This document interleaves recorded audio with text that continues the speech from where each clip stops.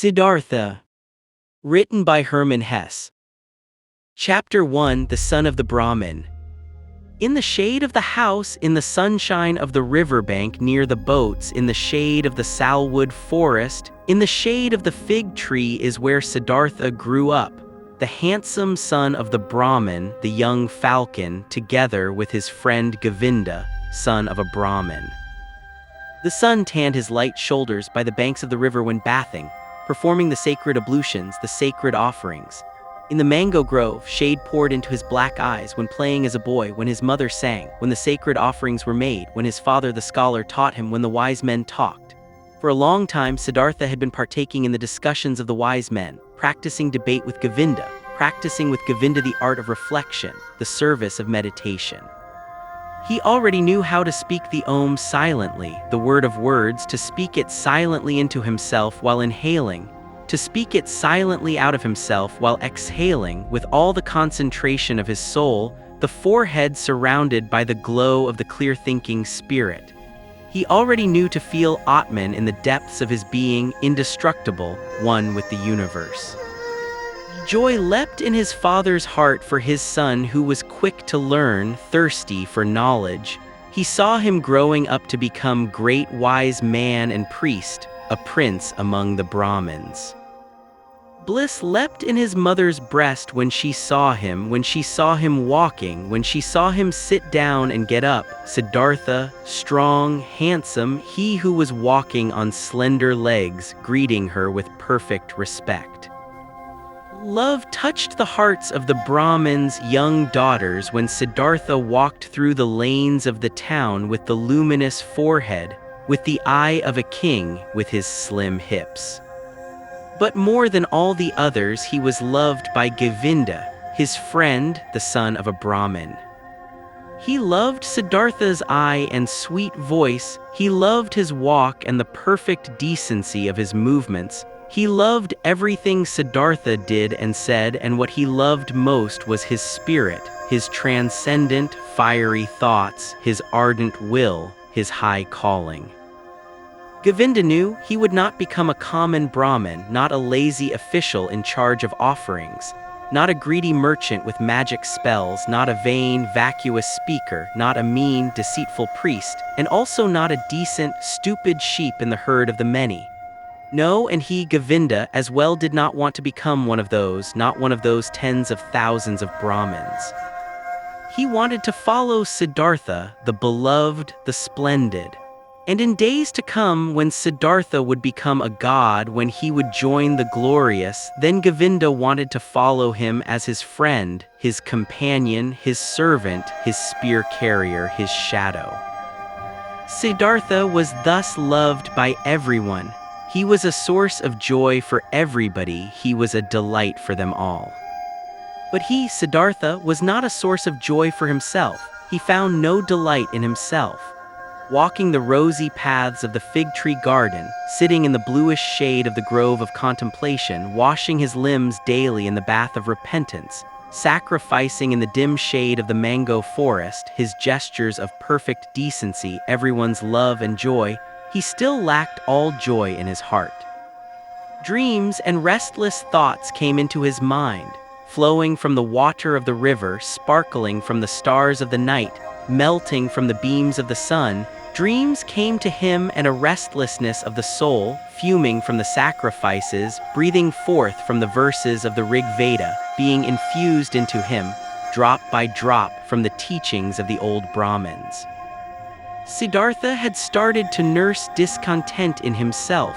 He had started to feel that the love of his father and the love of his mother and also the love of his friend, Govinda, would not bring him joy forever and ever, would not nurse him, feed him, satisfy him. He had started to suspect that his venerable father and his other teachers, that the wise Brahmins had already revealed to him the most and best of their wisdom, that they had already filled his expecting vessel with their richness, and the vessel was not full, the spirit was not content, the soul was not calm, the heart was not satisfied. The ablutions were good, but they were water. They did not wash off the sin. They did not heal the spirit's thirst. They did not relieve the fear in his heart. The sacrifices and the invocation of the gods were excellent, but was that all? Did the sacrifices give a happy fortune? And what about the gods? Was it really Prajapati who had created the world? Was it not the Atman, he, the only one, the singular one? Were the gods not creations, created like me and you, subject to time, mortal? Was it therefore good? Was it right? Was it meaningful and the highest occupation to make offerings to the gods? For whom else were offerings to be made? Who else was to be worshipped but him, the only one, the Atman? And where was Atman to be found? Where did he reside? Where did his eternal heart beat? Where else but in one's own self, in its innermost part, in its indestructible part which everyone had in himself? But where was this self, this innermost part, this ultimate part? It was not flesh and bone, it was neither thought nor consciousness, thus the wisest ones taught. So, where was it? To reach this place, the self, myself, the Atman, there was another way which was worthwhile looking for. Alas, and nobody showed this way, nobody knew it, not the Father, and not the teachers and wise men, not the holy sacrificial songs. They knew everything, the Brahmins and their holy books, they knew everything, they had taken care of everything and of more than everything. The creation of the world, the origin of speech, of food, of inhaling, of exhaling, the arrangement of the senses, the acts of the gods, they knew infinitely much. But was it valuable to know all of this, not knowing that one and only thing, the most important thing, the solely important thing? Surely, many verses of the holy books, particularly in the Upanishads of Samaveda, spoke of this innermost and ultimate thing, wonderful verses. Your soul is the whole world, was written there, and it was written that man in his sleep, in his deep sleep, would meet with his innermost part and would reside in the Atman.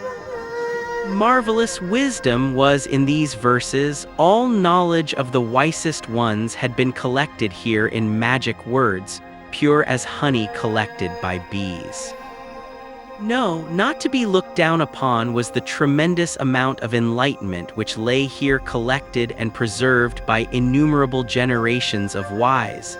Where were the Brahmins, where the priests, where the wise men or penitents who had succeeded in not just knowing this deepest of all knowledge but also to live it? Where was the knowledgeable one who wove his spell to bring his familiarity with the Atman out of the sleep into the state of being awake, into the life, into every step of the way, into word and deed? Siddhartha knew many venerable Brahmins, chiefly his father, the pure one, the scholar, the most venerable one. His father was to be admired, quiet and noble were his manners, pure his life, wise his words, delicate and noble thoughts lived behind its brow. But even he who knew so much, did he live in blissfulness? Did he have peace? Was he not also just a searching man, a thirsty man? Did he not again and again have to drink from holy sources, as a thirsty man from the offerings, from the books, from the disputes of the Brahmins? Why did he, the irreproachable one, have to wash off sins every day, strive for a cleansing every day, over and over every day? Was not Atman in him? Did not the pristine source spring from his heart? It had to be found, the pristine source in one's own self, it had to be possessed. Everything else was searching, was a detour, was getting lost. Thus were Siddhartha's thoughts, this was his thirst, this was his suffering. Often he spoke to himself from a Shandagya Upanishad the words, "Truly, the name of the Brahmin is Satyam, verily, he who knows such a thing will enter the heavenly world every day." Often, it seemed near, the heavenly world, but never he had reached it completely, never he had quenched the ultimate thirst.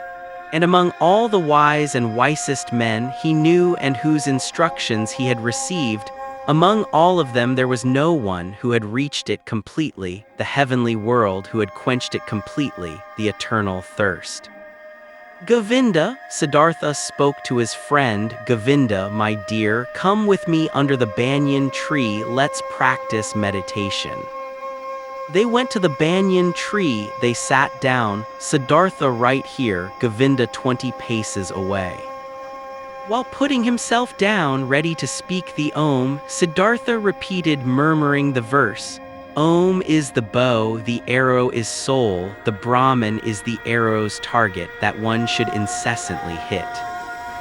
After the usual time of the exercise and meditation had passed, Govinda rose. The evening had come, it was time to perform the evening's ablution. He called Siddhartha's name. Siddhartha did not answer. Siddhartha sat there lost in thought, his eyes were rigidly focused towards a very distant target, the tip of his tongue was protruding a little between the teeth, he seemed not to breathe. Thus sat he, wrapped up in contemplation, thinking Om, his soul sent after the Brahmin as an arrow.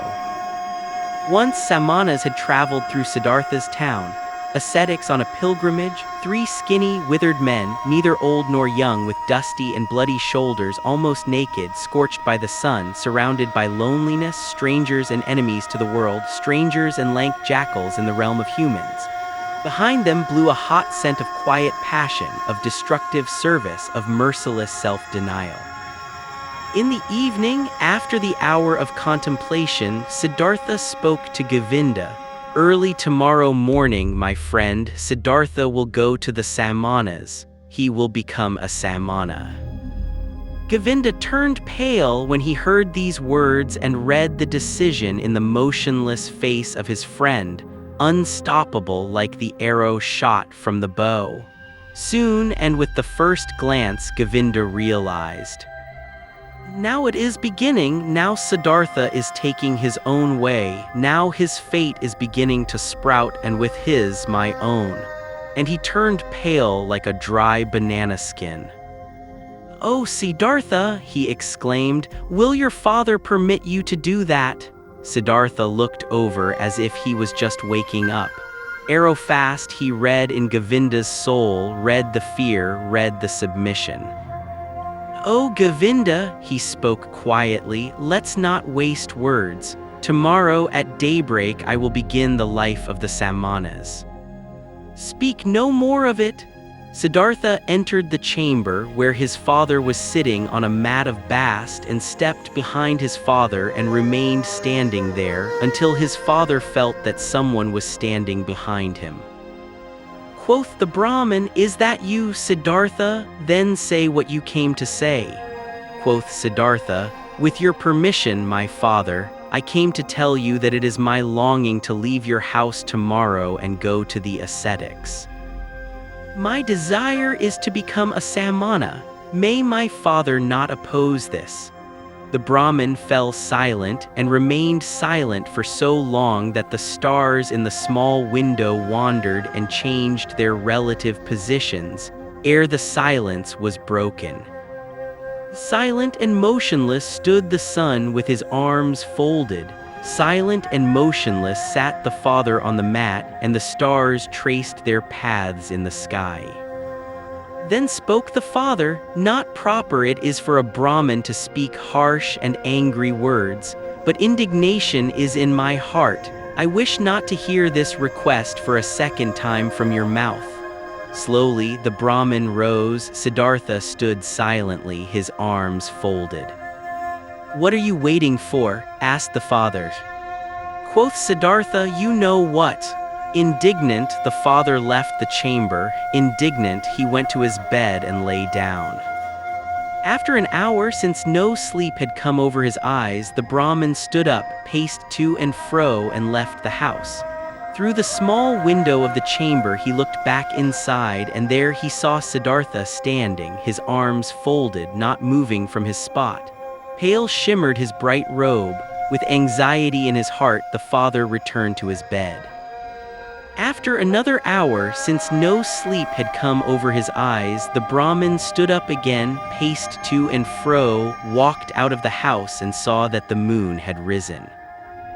Through the window of the chamber he looked back inside. There stood Siddhartha, not moving from his spot, his arms folded, moonlight reflecting from his bare shins. With worry in his heart, the father went back to bed. And he came back after an hour, he came back after 2 hours, looked through the small window, saw Siddhartha standing in the moonlight by the light of the stars in the darkness.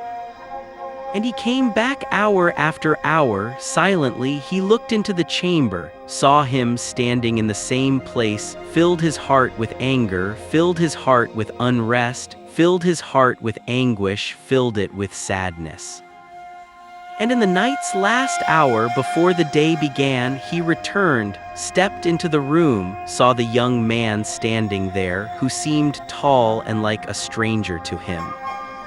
"Siddhartha," he spoke, "what are you waiting for? You know what? Will you always stand that way and wait until it becomes morning, noon, and evening? I will stand and wait. You will become tired, Siddhartha. I will become tired. You will fall asleep, Siddhartha. I will not fall asleep. You will die, Siddhartha.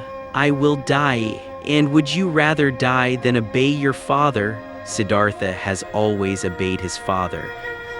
So will you abandon your plan? Siddhartha will do what his father will tell him to do." The first light of day shone into the room. The Brahmin saw that Siddhartha was trembling softly in his knees. In Siddhartha's face he saw no trembling, his eyes were fixed on a distant spot.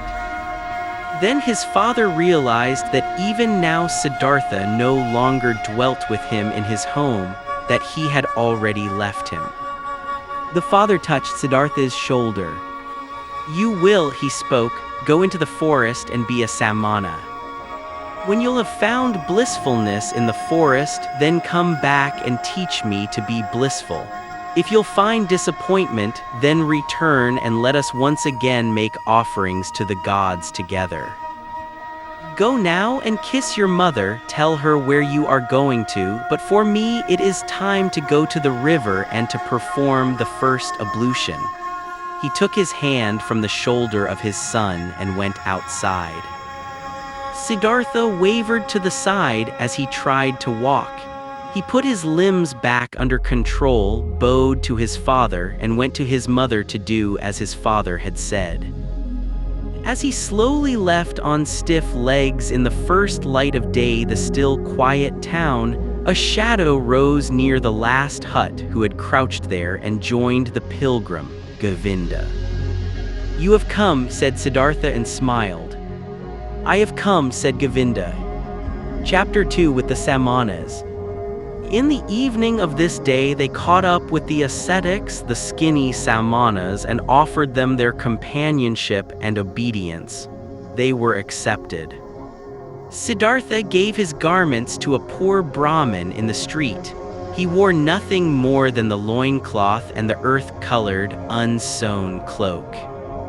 He ate only once a day and never something cooked. He fasted for 15 days. He fasted for 28 days. The flesh waned from his thighs and cheeks. Feverish dreams flickered from his enlarged eyes. Long nails grew slowly on his parched fingers, and a dry, shaggy beard grew on his chin. His glance turned to ice when he encountered women. His mouth twitched with contempt when he walked through a city of nicely dressed people. He saw merchants trading, princes hunting, mourners wailing for their dead, whores offering themselves, physicians trying to help the sick, priests determining the most suitable day for seeding, lovers loving, mothers nursing their children. And all of this was not worthy of one look from his eye. It all lied, it all stank of lies. It all pretended to be meaningful and joyful and beautiful, and it all was just concealed putrefaction. The world tasted bitter. Life was torture. A goal stood before Siddhartha, a single goal: to become empty, empty of thirst, empty of wishing, empty of dreams, empty of joy and sorrow. Dead to himself, not to be a self anymore, to find tranquility with an emptied heart, to be open to miracles in unselfish thoughts, that was his goal.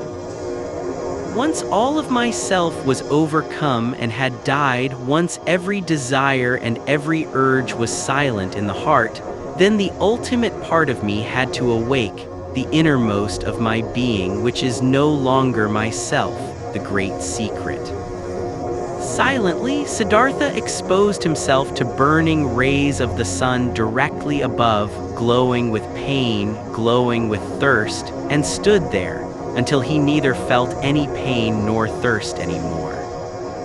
Silently, he stood there in the rainy season. From his hair the water was dripping over freezing shoulders, over freezing hips and legs, and the penitent stood there, until he could not feel the cold in his shoulders and legs anymore, until they were silent, until they were quiet. Silently, he cowered in the thorny bushes, blood dripped from the burning skin, from festering wounds dripped pus, and Siddhartha stayed rigidly, stayed motionless, until no blood flowed anymore, until nothing stung anymore, until nothing burned anymore. Siddhartha sat upright and learned to breathe sparingly, learned to get along with only few breaths, learned to stop breathing. He learned, beginning with the breath, to calm the beat of his heart, learned to reduce the beats of his heart until they were only a few and almost none. Instructed by the oldest of the Samanas, Siddhartha practiced self-denial, practiced meditation, according to a new Samana rules. A heron flew over the bamboo forest, and Siddhartha accepted the heron into his soul, flew over forest and mountains, was a heron, ate fish, felt the pangs of a heron's hunger, spoke the heron's croak, died a heron's death. A dead jackal was lying on the sandy bank, and Siddhartha's soul slipped inside the body, was the dead jackal, lay on the banks, got bloated, stank, decayed, was dismembered by hyenas, was skinned by vultures, turned into a skeleton, turned to dust, was blown across the fields. And Siddhartha's soul returned, had died, had decayed, was scattered as dust, had tasted the gloomy intoxication of the cycle, awaited in new thirst like a hunter in the gap, where he could escape from the cycle, where the end of the causes, where an eternity without suffering began. He killed his senses, he killed his memory, he slipped out of his self into thousands of other forms, was an animal, was carrion, was stone, was wood, was water, and awoke every time to find his old self again, sun shone or moon, was his self again, turned round in the cycle, felt thirst, overcame the thirst, felt new thirst. Siddhartha learned a lot when he was with the Samanas, many ways leading away from the self he learned to go. He went the way of self-denial by means of pain, through voluntarily suffering and overcoming pain, hunger, thirst, tiredness. He went the way of self-denial by means of meditation, through imagining the mind to be void of all conceptions. These and other ways he learned to go, 1,000 times he left his self, for hours and days he remained in the non-self. But though the ways led away from the self, their end nevertheless always led back to the self. Though Siddhartha fled from the self 1,000 times, stayed in nothingness, stayed in the animal, in the stone, the return was inevitable.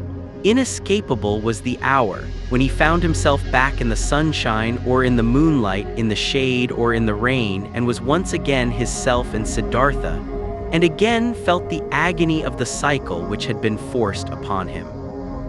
By his side lived Govinda, his shadow, walked the same paths, undertook the same efforts. They rarely spoke to one another than the service and the exercises required.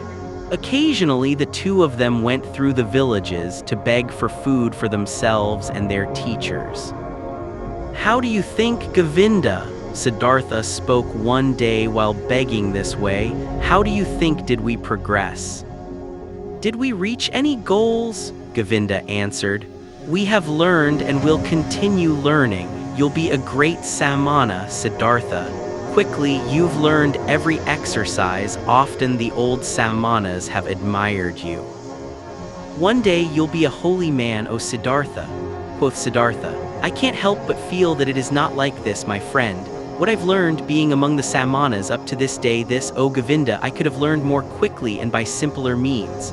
In every tavern of that part of a town where the whorehouses are, my friend, among carters and gamblers, I could have learned it. Quoth Govinda, Siddhartha is putting me on. How could you have learned meditation, holding your breath, insensitivity against hunger and pain there among these wretched people? And Siddhartha said quietly, as if he was talking to himself, what is meditation? What is leaving one's body? What is fasting? What is holding one's breath? It is fleeing from the self. It is a short escape of the agony of being a self. It is a short numbing of the senses against the pain and the pointlessness of life.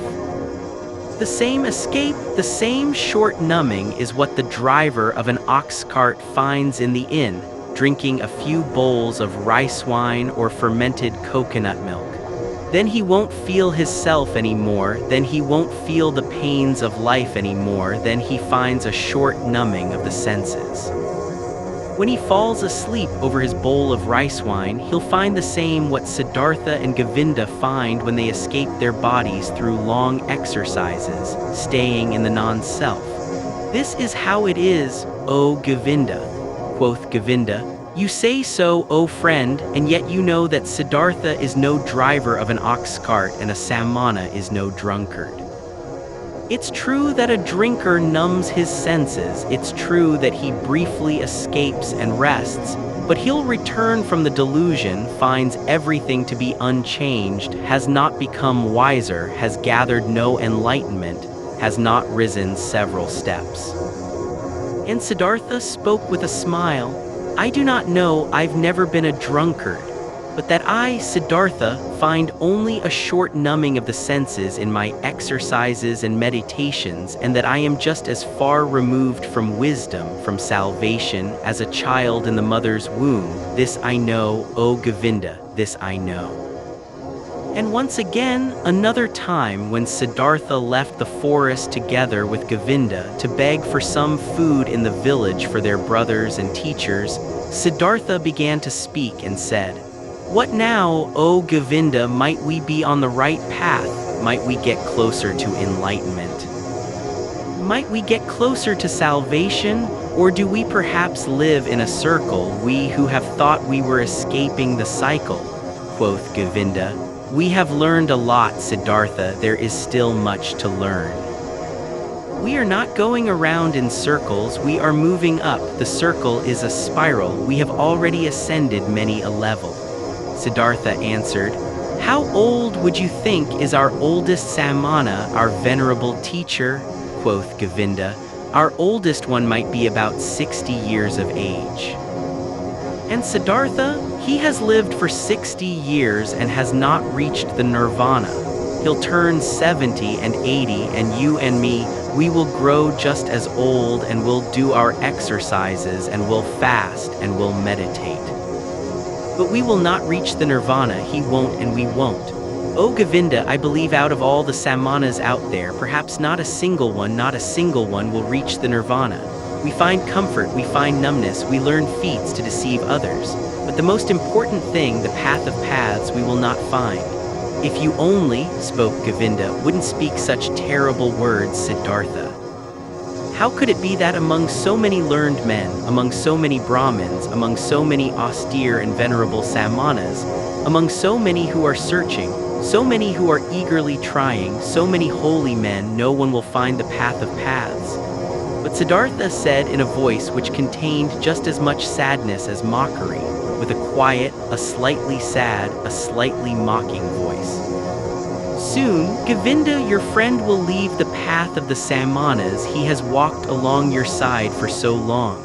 I'm suffering of thirst, O Govinda, and on this long path of a Samana, my thirst has remained as strong as ever. I always thirsted for knowledge, I have always been full of questions. I have asked the Brahmins year after year, and I have asked the holy Vedas year after year, and I have asked the devout Samanas year after year. Perhaps, O Govinda, it had been just as well, had been just as smart and just as profitable if I had asked the hornbill bird or the chimpanzee. It took me a long time and am not finished learning this yet, O Govinda, that there is nothing to be learned. There is indeed no such thing, so I believe, as what we refer to as learning. There is, O my friend, just one knowledge. This is everywhere. This is Atman. This is within me and within you and within every creature. And so I'm starting to believe that this knowledge has no worser enemy than the desire to know it, than learning. At this, Govinda stopped on the path, rose his hands and spoke. If you, Siddhartha, only would not bother your friend with this kind of talk, truly, you words stir up fear in my heart. And just consider, what would become of the sanctity of prayer, what of the venerability of the Brahmin's caste, what of the holiness of the Samanas, if it was as you say, if there was no learning? What, O Siddhartha, what would then become of all of this? What is holy, what is precious, what is venerable on earth? And Govinda mumbled a verse to himself, a verse from an Upanishad. He who ponderingly of a purified spirit loses himself in the meditation of Atman, unexpressible by words is his blissfulness of his heart. But Siddhartha remained silent. He thought about the words which Govinda had said to him and thought the words through to their end. Yes, he thought, standing there with his head low, what would remain of all that which seemed to us to be holy? What remains? What can stand the test? And he shook his head. At one time, when the two young men had lived among the Samanas for about 3 years and had shared their exercises, some news, a rumor, a myth reached them after being retold many times. A man had appeared, Gotama by name, the exalted one, the Buddha. He had overcome the suffering of the world in himself and had halted the cycle of rebirths. He was said to wander through the land, teaching, surrounded by disciples, without possession, without home, without a wife, in the yellow cloak of an ascetic, but with a cheerful brow. A man of bliss, and Brahmins and princes would bow down before him and would become his students. This myth, this rumor, this legend resounded, its fragrance rose up here and there. In the towns, the Brahmins spoke of it, and in the forest, the Samanas. Again and again, the name of Gotama, the Buddha, reached the ears of the young men with good and with bad talk, with praise and with defamation. It was as if the plague had broken out in a country and news had been spreading around that in one or another place there was a man, a wise man, a knowledgeable one, whose word and breath was enough to heal everyone who had been infected with the pestilence. And as such news would go through the land and everyone would talk about it, many would believe, many would doubt, but many would get on their way as soon as possible to seek the wise man, the helper, just like this myth ran through the land, that fragrant myth of Gotama. The Buddha, the wise man of the family of Sakya.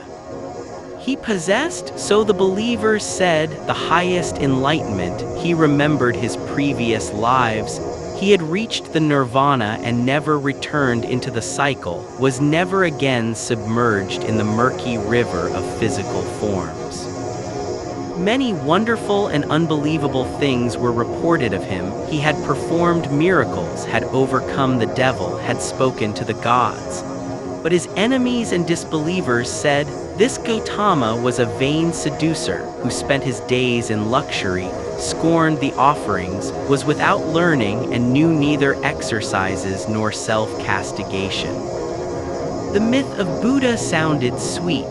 The scent of magic flowed from these reports. After all, the world was sick, life was hard to bear, and behold, here a source seemed to spring forth. Here a messenger seemed to call out, comforting, mild, full of noble promises. Everywhere where the rumor of Buddha was heard, everywhere in the lands of India, the young men listened up, felt a longing, felt hope, and among the Brahmins, sons of the towns and villages, every pilgrim and stranger was welcome when he brought news of him, the exalted one, the Sakya Muni. The myth had also reached the Samanas in the forest, and also Siddhartha and also Govinda slowly, drop by drop, every drop laden with hope, every drop laden with doubt. They rarely talked about it because the oldest one of the Samanas did not like this myth. He had heard that this alleged Buddha used to be an ascetic before and had lived in the forest, but had then turned back to luxury and worldly pleasures, and he had no high opinion of this Gotama.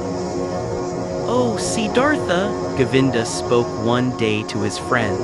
"Today I was in the village and a Brahmin invited me into his house, and in his house there was the son of a Brahmin from Magadha who has seen the Buddha with his own eyes and has heard him teach.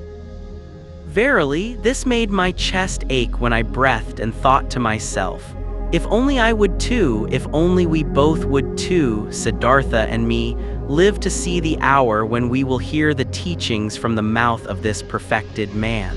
Speak, friend, wouldn't we want to go there too and listen to the teachings from the Buddha's mouth?" Quoth Siddhartha, "Always, O Govinda, I had thought Govinda would stay with the Samanas. Always I had believed his goal was to live to be 60 and 70 years of age and to keep on practicing those feats and exercises which are becoming a Samana. But behold, I had not known Govinda well enough, I knew little of his heart. So now you, my faithful friend, want to take a new path and go there where the Buddha spreads his teachings." Quoth Govinda, "You're mocking me. Mock me if you like, Siddhartha, but have you not also developed a desire and eagerness to hear these teachings? And have you not at one time said to me you would not walk the path of the Samanas for much longer?" At this, Siddhartha laughed in his very own manner, in which his voice assumed a touch of sadness and a touch of mockery, and said, "Well, Govinda, you've spoken well, you've remembered correctly. If you only remembered the other thing as well, you've heard from me, which is that I have grown distrustful and tired against teachings and learning, and that my faith in words which are brought to us by teachers is small. But let's do it, my dear, I am willing to listen to these teachings, though in my heart I believe that we've already tasted the best fruit of these teachings." Quoth Govinda, "Your willingness delights my heart, but tell me, how should this be possible? How should the Gotama's teachings, even before we have heard them, have already revealed their best fruit to us?" Quoth Siddhartha, "Let us eat this fruit and wait for the rest, O Govinda. But this fruit, which we already now received thanks to the Gotama, consisted in him calling us away from the Samanas. Whether he has also other and better things to give us, O friend, let us await with calm hearts." On this very same day, Siddhartha informed the oldest one of the Samanas of his decision that he wanted to leave him. He informed the oldest one with all the courtesy and modesty becoming to a younger one and a student. But the Samana became angry because the two young men wanted to leave him and talked loudly and used crude swear words. Govinda was startled and became embarrassed, but Siddhartha put his mouth close to Govinda's ear and whispered to him, "Now I want to show the old man that I've learned something from him." Positioning himself closely in front of the Samana with a concentrated soul, he captured the old man's glance with his glances, deprived him of his power, made him mute, took away his free will, subdued him under his own will, commanded him to do silently whatever he demanded him to do. The old man became mute, his eyes became motionless, his will was paralyzed, his arms were hanging down. Without power, he had fallen victim to Siddhartha's spell. But Siddhartha's thoughts brought the Samana under their control. He had to carry out what they commanded. And thus, the old man made several bows, performed gestures of blessing, spoke stammeringly a godly wish for a good journey. And the young men returned the bows with thanks, returned the wish, went on their way with salutations. On the way, Govinda said, "O Siddhartha, you have learned more from the Samanas than I knew. It is very hard to cast a spell on an old Samana. Truly, if you had stayed there you would soon have learned to walk on water. I do not seek to walk on water, said Siddhartha. Let old Samanas be content with such feats. Chapter 3 Gotama. In the town of Savatthi, every child knew the name of the exalted Buddha, and every house was prepared to fill the alms dish of Gotama's disciples, the silently begging ones. Near the town was Gotama's favorite place to stay, the grove of Jetavana, which the rich merchant Anathapindika, an obedient worshipper of the exalted one, had given him and his people for a gift. All tales and answers which the two young ascetics had received in their search for Gotama's abode had pointed them towards this area. And arriving at Savatthi in the very first house before the door of which they stopped to beg, food has been offered to them, and they accepted the food, and Siddhartha asked the woman who handed them the food. We would like to know, O charitable one, where the Buddha dwells, the most venerable one, for we are two Samanas from the forest and have come to see him, the perfected one, and to hear the teachings from his mouth. Quoth the woman, Here you have truly come to the right place, you Samanas from the forest. You should know in Jetavana, in the garden of Anathapindika, is where the exalted one dwells. There you pilgrims shall spend the night, for there is enough space for the innumerable who flock here to hear the teachings from his mouth. This made Govinda happy, and full of joy he exclaimed, Well, so thus we have reached our destination, and our path has come to an end. But tell us, O mother of the pilgrims, do you know him, the Buddha? Have you seen him with your own eyes?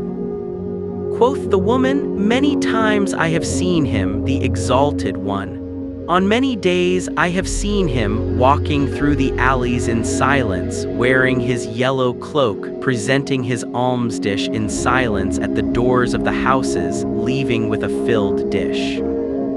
Delightedly, Govinda listened and wanted to ask and hear much more, but Siddhartha urged him to walk on.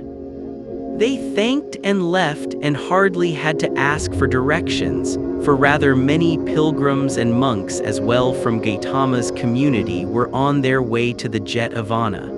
And since they reached it at night, there were constant arrivals, shouts, and talk of those who sought shelter and got it.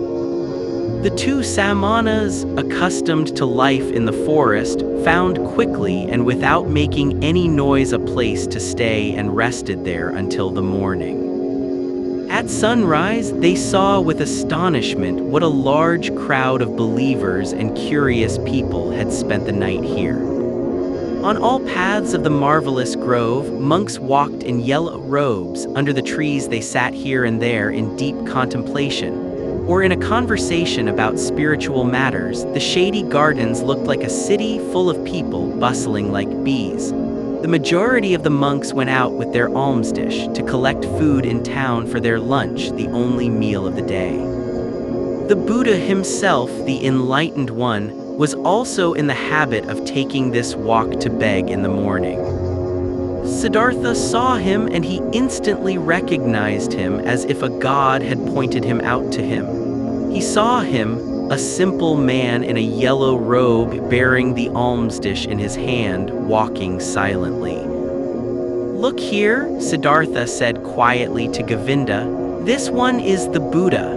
Attentively, Govinda looked at the monk in the yellow robe, who seemed to be in no way different from the hundreds of other monks. And soon Govinda also realized, this is the one, and they followed him and observed him. The Buddha went on his way modestly and deep in his thoughts. His calm face was neither happy nor sad. It seemed to smile quietly and inwardly. With a hidden smile, quiet, calm, somewhat resembling a healthy child, the Buddha walked, wore the robe, and placed his feet just as all of his monks did, according to a precise rule. But his face and his walk, his quietly lowered glance, his quietly dangling hand, and even every finger of his quietly dangling hand expressed peace, expressed perfection, did not search, did not imitate, breathed softly in an unwithering calm, in an unwithering light, an untouchable peace. Thus Gotama walked towards the town to collect alms, and the two Samanas recognized him solely by the perfection of his calm, by the quietness of his appearance in which there was no searching, no desire, no imitation, no effort to be seen, only light and peace. "Today we'll hear the teachings from his mouth," said Govinda. Siddhartha did not answer. He felt little curiosity for the teachings. He did not believe that they would teach him anything new, but he had, just as Govinda had, heard the contents of this Buddha's teachings again and again, though these reports only represented second or third-hand information. But attentively he looked at Gotama's head, his shoulders, his feet, his quietly dangling hand, and it seemed to him as if every joint of every finger of this hand was of these teachings, spoke of, breathed of, exhaled the fragrant of, glistened of truth. This man, this Buddha, was truthful down to the gesture of his last finger. This man was holy. Never before Siddhartha had venerated a person so much, never before he had loved a person as much as this one. They both followed the Buddha until they reached the town and then returned in silence, for they themselves intended to abstain from on this day. They saw Gotama returning. What he ate could not even have satisfied a bird's appetite, and they saw him retiring into the shade of the mango trees. But in the evening, when the heat cooled down and everyone in the camp started to bustle about and gathered around, they heard the Buddha teaching. They heard his voice, and it was also perfected, was of perfect calmness, was full of peace. Gotama taught the teachings of suffering, of the origin of suffering, of the way to relieve suffering. Calmly and clearly his quiet speech flowed on. Suffering was life, full of suffering was the world, but salvation from suffering had been found. Salvation was obtained by him who would walk the path of the Buddha. With a soft yet firm voice the Exalted One spoke, taught the four main doctrines, taught the eightfold path. Patiently he went the usual path of the teachings, of the examples, of the repetitions. Brightly and quietly his voice hovered over the listeners like a light, like a starry sky. When the Buddha, night had already fallen, ended his speech, many a pilgrim stepped forward and asked to be accepted into the community, sought refuge in the teachings. And Gotama accepted them by speaking, "You have heard the teachings well, it has come to you well. Thus join us and walk in holiness to put an end to all suffering." Behold, then Govinda, the shy one, also stepped forward and spoke, "I also take my refuge in the Exalted One and his teachings," and he asked to be accepted into the community of his disciples and was accepted. Right afterwards, when the Buddha had retired for the night, Govinda turned to Siddhartha and spoke eagerly. "Siddhartha, it is not my place to scold you. We have both heard the Exalted One, we have both perceived the teachings. Govinda has heard the teachings, he has taken refuge in it. But you, my honored friend, don't you also want to walk the path of salvation? Would you want to hesitate? Do you want to wait any longer?" Siddhartha awakened as if he had been asleep when he heard Govinda's words. For a long time he looked into Govinda's face. Then he spoke quietly in a voice without mockery. "Govinda, my friend, now you have taken this step, now you have chosen this path. Always, oh Govinda, you've been my friend, you've always walked one step behind me. Often I have thought, Won't Govinda for once also take a step by himself without me out of his own soul? Behold, now you've turned into a man and are choosing your path for yourself. I wish that you would go it up to its end, O my friend, that you shall find salvation." Govinda, not completely understanding it yet, repeated his question in an impatient tone. "Speak up, I beg you, my dear. Tell me, since it could not be any other way, that you also, my learned friend, will take your refuge with the exalted Buddha." Siddhartha placed his hand on Govinda's shoulder. "You failed to hear my good wish for you, O Govinda. I'm repeating it. I wish that you would go this path up to its end, that you shall find salvation." In this moment, Govinda realized that his friend had left him, and he started to weep. "Siddhartha," he exclaimed lamentingly. Siddhartha kindly spoke to him. "Don't forget, Govinda, that you are now one of the Samanas of the Buddha. You have renounced your home and your parents, renounced your birth and possessions, renounced your free will, renounced all friendship. This is what the teachings require. This is what the Exalted One wants. This is what you wanted for yourself. Tomorrow, O Govinda. I'll leave you." For a long time, the friends continued walking in the grove. For a long time, they lay there and found no sleep. And over again, Govinda urged his friend he should tell him why he would not want to seek refuge in Gotama's teachings, what fault he would find in these teachings. But Siddhartha turned him away every time and said, "Be content, Govinda. Very good are the teachings of the Exalted One. How could I find a fault in them?" Very early in the morning, a follower of Buddha, one of his oldest monks, went through the garden and called all those to him who had as novices taken their refuge in the teachings, to dress them up in the yellow robe and to instruct them in the first teachings and duties of their position. Then Govinda broke loose, embraced once again his childhood friend, and left with the novices. But Siddhartha walked through the grove, lost in thought.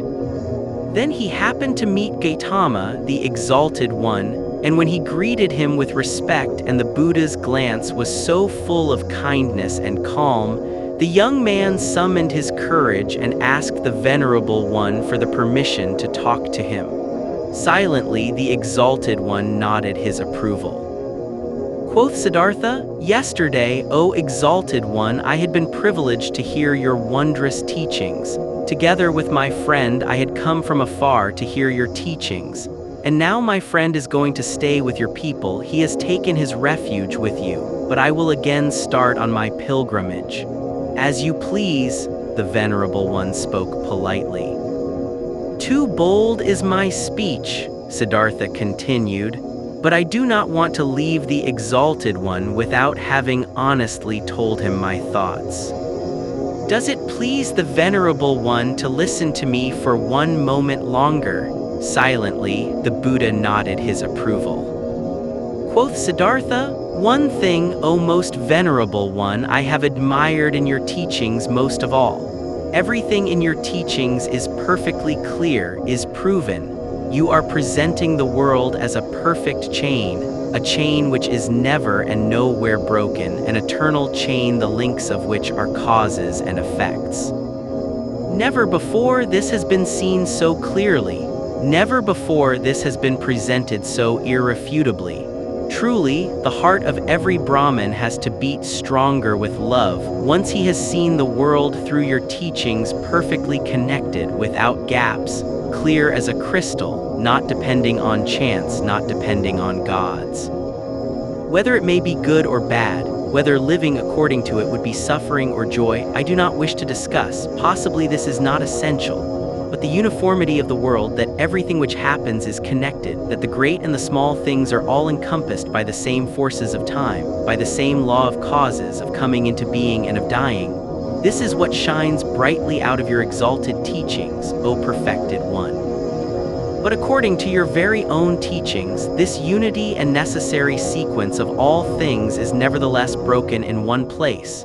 through a small gap, this world of unity is invaded by something alien, something new, something which had not been there before and which cannot be demonstrated and cannot be proven. These are your teachings of overcoming the world of salvation. But with this small gap, with this small breach, the entire eternal and uniform law of the world is breaking apart again and becomes void. Please forgive me for expressing this objection. Quietly, Gotama had listened to him, unmoved. Now he spoke, the perfected one, with his polite and clear voice. You've heard the teachings, O son of a Brahmin, and good for you that you've thought about it thus deeply. You found a gap in it, an error. You should think about this further, but be warned, O seeker of knowledge, of the thicket of opinions and of arguing about words. There is nothing to opinions, they may be beautiful or ugly, smart or foolish. Everyone can support them or discard them. But the teachings you've heard from me are no opinion, and their goal is not to explain the world to those who seek knowledge. They have a different goal. Their goal is salvation from suffering. This is what Gotama teaches, nothing else. I wish that you, O exalted one, would not be angry with me, said the young man. I have not spoken to you like this to argue with you, to argue about words. You are truly right, there is little to opinions. But let me say this one more thing. I have not doubted in you for a single moment. I have not doubted for a single moment that you are Buddha, that you have reached the goal, the highest goal towards which so many thousands of Brahmins and sons of Brahmins are on their way. You have found salvation from death. It has come to you in the course of your own search, on your own path, through thoughts, through meditation, through realizations, through enlightenment. It has not come to you by means of teachings, and thus is my thought, O exalted one, nobody will obtain salvation by means of teachings. You will not be able to convey and say to anybody, O venerable one, in words and through teachings what has happened to you in the hour of enlightenment. The teachings of the enlightened Buddha contain much. It teaches many to live righteously, to avoid evil. But there is one thing which these so clear, these so venerable teachings do not contain. They do not contain the mystery of what the exalted one has experienced for himself, he alone among hundreds of thousands. This is what I have thought and realized when I have heard the teachings. This is why I am continuing my travels, not to seek other, better teachings, for I know there are none, but to depart from all teachings and all teachers and to reach my goal by myself or to die. But often I'll think of this day, O exalted one, and of this hour when my eyes beheld a holy man. The Buddha's eyes quietly looked to the ground. Quietly, in perfect equanimity, his inscrutable face was smiling. I wish, the Venerable One spoke slowly, that your thoughts shall not be in error, that you shall reach the goal. But tell me, have you seen the multitude of my Samanas, my many brothers who have taken refuge in the teachings? And do you believe, O stranger, O Samana, do you believe that it would be better for them all to abandon the teachings and to return into the life, the world, and of desires? Far is such a thought from my mind, exclaimed Siddhartha. I wish that they shall all stay with the teachings, that they shall reach their goal. It is not my place to judge another person's life. Only for myself alone, I must decide, I must choose, I must refuse. Salvation from the self is what we Samanas search for, O exalted one. If I merely were one of your disciples, O venerable one, I'd fear that it might happen to me that only seemingly, only deceptively myself would be calm and be redeemed, but that in truth it would live on and grow. For then I had replaced myself with the teachings, my duty to follow you, my love for you, and the community of the monks. With half of a smile, with an unwavering openness and kindness, Gotama looked into the stranger's eyes and bid him to leave with a hardly noticeable gesture. "You are wise, O Samana," the Venerable One spoke. "You know how to talk wisely, my friend. Be aware of too much wisdom." The Buddha turned away, and his glance and half of a smile remained forever etched in Siddhartha's memory. "I have never before seen a person glance and smile, sit and walk this way," he thought. "Truly, I wish to be able to glance and smile, sit and walk this way too, thus free, thus venerable, thus concealed, thus open, thus childlike and mysterious." Truly, only a person who has succeeded in reaching the innermost part of his self would glance and walk this way. Well, so, I also will seek to reach the innermost part of myself. I saw a man, Siddhartha thought, a single man before whom I would have to lower my glance. I do not want to lower my glance before any other, not before any other. No teachings will entice me anymore, since this man's teachings have not enticed me. I am deprived by the Buddha, thought Siddhartha. I am deprived, and even more he has given to me. He has deprived me of my friend, the one who had believed in me and now believes in him, who had been my shadow and is now Gotama's shadow. But he has given me Siddhartha myself. Chapter 4, Awakening. When Siddhartha left the grove where the Buddha, the perfected one, stayed behind, where Govinda stayed behind, then he felt that in this grove his past life also stayed behind and parted from him. He pondered about this sensation which filled him completely as he was slowly walking along. He pondered deeply, like diving into a deep water. He let himself sink down to the ground of the sensation, down to the place where the causes lie, because to identify the causes, so it seemed to him, is the very essence of thinking. And by this alone sensations turn into realizations and are not lost, but become entities and start to emit like rays of light what is inside of them. Slowly walking along, Siddhartha pondered. He realized that he was no youth anymore but had turned into a man. He realized that one thing had left him, as a snake is left by its old skin, that one thing no longer existed in him which had accompanied him throughout his youth and used to be a part of him, the wish to have teachers and to listen to teachings. He had also left the last teacher who had appeared on his path, even him, the highest and wisest teacher, the most holy one, Buddha. He had left him, had to part with him, was not able to accept his teachings. Slower, he walked along in his thoughts and asked himself, "But what is this, what you have sought to learn from teachings and from teachers, and what they who have taught you much were still unable to teach you?" And he found, it was the self, the purpose and essence of which I sought to learn.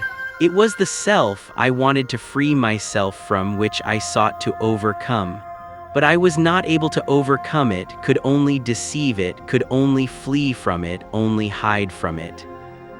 Truly, no thing in this world has kept my thoughts thus busy as this my very own self, this mystery of me being alive, of me being one and being separated and isolated from all others, of me being Siddhartha. And there is no thing in this world I know less about than about me, about Siddhartha. Having been pondering while slowly walking along, he now stopped as these thoughts caught hold of him, and right away another thought sprang forth from these, a new thought, which was that I know nothing about myself, that Siddhartha has remained thus alien and unknown to me, stems from one cause, a single cause. I was afraid of myself, I was fleeing from myself. I searched Atman, I searched Brahmin, I was willing to dissect myself and peel off all of its layers, to find the core of all peels in its unknown interior, the Atman, life, the divine part, the ultimate part. But I have lost myself in the process. Siddhartha opened his eyes and looked around. A smile filled his face, and a feeling of awakening from long dreams flowed through him from his head down to his toes.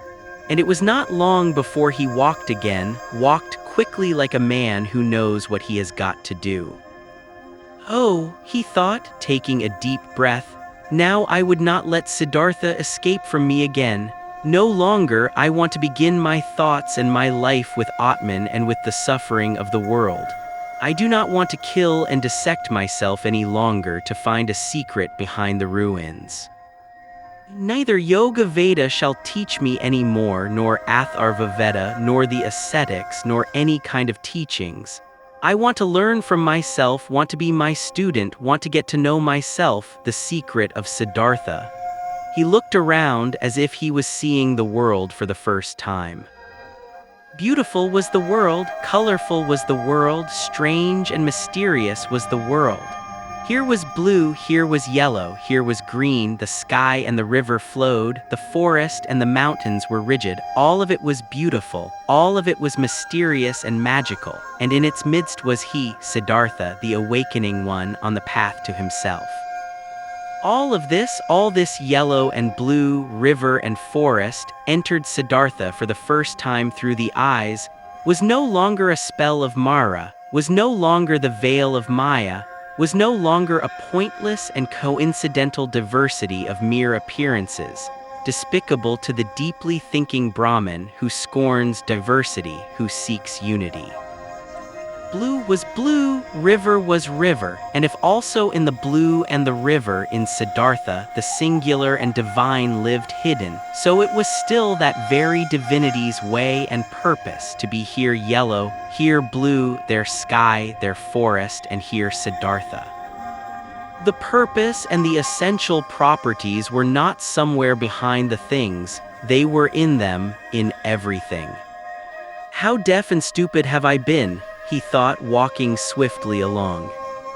When someone reads a text, wants to discover its meaning, he will not scorn the symbols and letters and call them deceptions, coincidence, and worthless hull, but he will read them, he will study and love them, letter by letter. But I, who wanted to read the book of the world and the book of my own being, I have, for the sake of a meaning I had anticipated before I read, scorned the symbols and letters. I called the visible world a deception, called my eyes and my tongue coincidental and worthless forms without substance. No, this is over, I have awakened, I have indeed awakened and have not been born before this very day. In thinking these thoughts, Siddhartha stopped once again, suddenly, as if there was a snake lying in front of him on the path. Because suddenly he had also become aware of this. He, who was indeed like someone who had just woken up or like a newborn baby, he had to start his life anew and start again at the very beginning. When he had left in this very morning from the grove Jethavana, the grove of that exalted one, already awakening, already on the path towards himself, he had every intention, regarded as natural and took for granted, that he, after years as an ascetic, would return to his home and his father.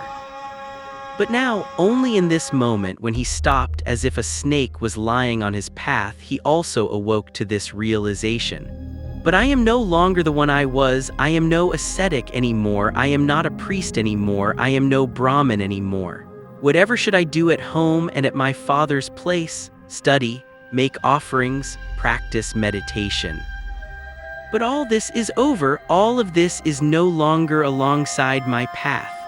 Motionless, Siddhartha remained standing there, and for the time of one moment and breath his heart felt cold. He felt a cold in his chest, as a small animal, a bird or a rabbit, would when seeing how alone he was. For many years he had been without home and had felt nothing. Now he felt it. Still, even in the deepest meditation, he had been his father's son, had been a Brahmin of a high caste, a cleric. Now he was nothing but Siddhartha, the awoken one, nothing else was left. Deeply he inhaled, and for a moment he felt cold and shivered. Nobody was thus alone as he was. There was no nobleman who did not belong to the noblemen, no worker that did not belong to the workers and found refuge with them, shared their life, spoke their language. No Brahmin who would not be regarded as Brahmins and lived with them, no ascetic who would not find his refuge in the caste of the Samanas, and even the most forlorn hermit in the forest was not just one and alone. He was also surrounded by a place he belonged to. He also belonged to a caste in which he was at home. Govinda had become a monk, and 1,000 monks were his brothers, wore the same robe as he, believed in his faith, spoke his language. But he, Siddhartha, where did he belong to? With whom would he share his life? Whose language would he speak? Out of this moment, when the world melted away all around him, when he stood alone like a star in the sky, out of this moment of a cold and despair, Siddhartha emerged, more a self than before, more firmly concentrated. He felt this had been the last tremor of the awakening, the last struggle of this birth. And it was not long until he walked again in long strides, started to proceed swiftly and impatiently, heading no longer for home, no longer to his father, no longer back. Chapter 5, KAMALA. Siddhartha learned something new on every step of his path, for the world was transformed and his heart was enchanted. He saw the sun rising over the mountains with their forests and setting over the distant beach with its palm trees. At night, he saw the stars in the sky in their fixed positions and the crescent of the moon floating like a boat in the blue. He saw trees, stars, animals, clouds, rainbows, rocks, herbs, flowers, stream and river, the glistening dew in the bushes in the morning. Distant high mountains which were blue and pale, birds sang and bees, wind silverishly blew through the rice field. All of this, 1,000-fold and colorful, had always been there. Always the sun and the moon had shone, always rivers had roared and bees had buzzed. But in former times all of this had been nothing more to Siddhartha than a fleeting deceptive veil before his eyes, looked upon in distrust, destined to be penetrated and destroyed by thought, since it was not the essential existence, since this essence lay beyond on the other side of the visible. But now his liberated eyes stayed on this side. He saw and became aware of the visible, sought to be at home in this world, did not search for the true essence, did not aim at a world beyond. Beautiful was this world, looking at it thus, without searching, thus simply, thus childlike. Beautiful were the moon and the stars, beautiful was the stream and the banks, the forest and the rocks, the goat and the gold beetle, the flower and the butterfly. Beautiful and lovely it was thus to walk through the world, thus childlike, thus awoken, thus open to what is near, thus without distrust. Differently the sun burnt the head, differently the shade of the forest cooled him down, differently the stream and the cistern, the pumpkin and the banana tasted. Short were the days, short the nights, every hour sped swiftly away like a sail on the sea, and under the sail was a ship full of treasures, full of joy. Siddhartha saw a group of apes moving through the high canopy of the forest, high in the branches, and heard their savage, greedy song. Siddhartha saw a male sheep following a female one and mating with her. In a lake of reeds, he saw the pike hungrily hunting for its dinner, propelling themselves away from it, in fear, wiggling and sparkling. The young fish jumped in droves out of the water. The scent of strength and passion came forcefully out of the hasty eddies of the water which the pike stirred up, impetuously hunting. All of this had always existed, and he had not seen it, he had not been with it. Now he was with it, he was part of it. Light and shadow ran through his eyes, stars and moon ran through his heart. On the way, Siddhartha also remembered everything he had experienced in the garden Jetavana, the teaching he had heard there, the divine Buddha, the farewell from Govinda, the conversation with the Exalted One. Again, he remembered his own words. He had spoken to the Exalted One, every word, and with astonishment he became aware of the fact that there he had said things which he had not really known yet at this time. What he had said to Gotama, The Buddha's, treasure and secret was not the teachings, but the unexpressible and not teachable which he had experienced in the hour of his enlightenment. It was nothing but this very thing which he had now gone to experience, what he now began to experience. Now he had to experience his self. It is true that he had already known for a long time that his self was Atman, in its essence bearing the same eternal characteristics as Brahmin. But never he had really found this self because he had wanted to capture it in the net of thought. With the body definitely not being the self and not the spectacle of the senses, so it also was not the thought, not the rational mind, not the learned wisdom, not the learned ability to draw conclusions and to develop previous thoughts into new ones. No, this world of thought was also still on this side, and nothing could be achieved by killing the random self of the senses, if the random self of thoughts and learned knowledge was fattened on the other hand. Both, the thoughts as well as the senses, were pretty things. The ultimate meaning was hidden behind both of them. Both had to be listened to, both had to be played with, both neither had to be scorned nor overestimated. From both the secret voices of the innermost truth had to be attentively perceived. He wanted to strive for nothing except for what the voice commanded him to strive for, dwell on nothing except where the voice would advise him to do so. Why had Gotama, at that time in the hour of all hours, sat down under the bo tree where the enlightenment hit him? He had heard a voice in his own heart which had commanded him to seek rest under this tree, and he had neither preferred self-castigation, offerings, ablutions, nor prayer, neither food nor drink, neither sleep nor dream. He had obeyed the voice. To obey like this, not to an external command, only to the voice, to be ready like this was good, this was necessary, nothing else was necessary. In the night when he slept in the straw hut of a ferryman by the river, Siddhartha had a dream. Govinda was standing in front of him, dressed in the yellow robe of an ascetic. Sad was how Govinda looked like. Sadly he asked, "Why have you forsaken me?" At this he embraced Govinda, wrapped his arms around him, and as he was pulling him close to his chest and kissed him, it was not Govinda anymore but a woman, and a full breast popped out of the woman's dress, at which Siddhartha lay and drank, sweetly and strongly tasted the milk from this breast. It tasted of woman and man, of sun and forest, of animal and flower, of every fruit, of every joyful desire. It intoxicated him and rendered him unconscious. When Siddhartha woke up, the pale river shimmered through the door of the hut, and in the forest, a dark call of an owl resounded deeply and pleasantly.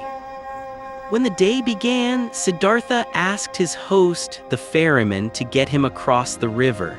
The ferryman got him across the river on his bamboo raft. The wide water shimmered reddishly in the light of the morning.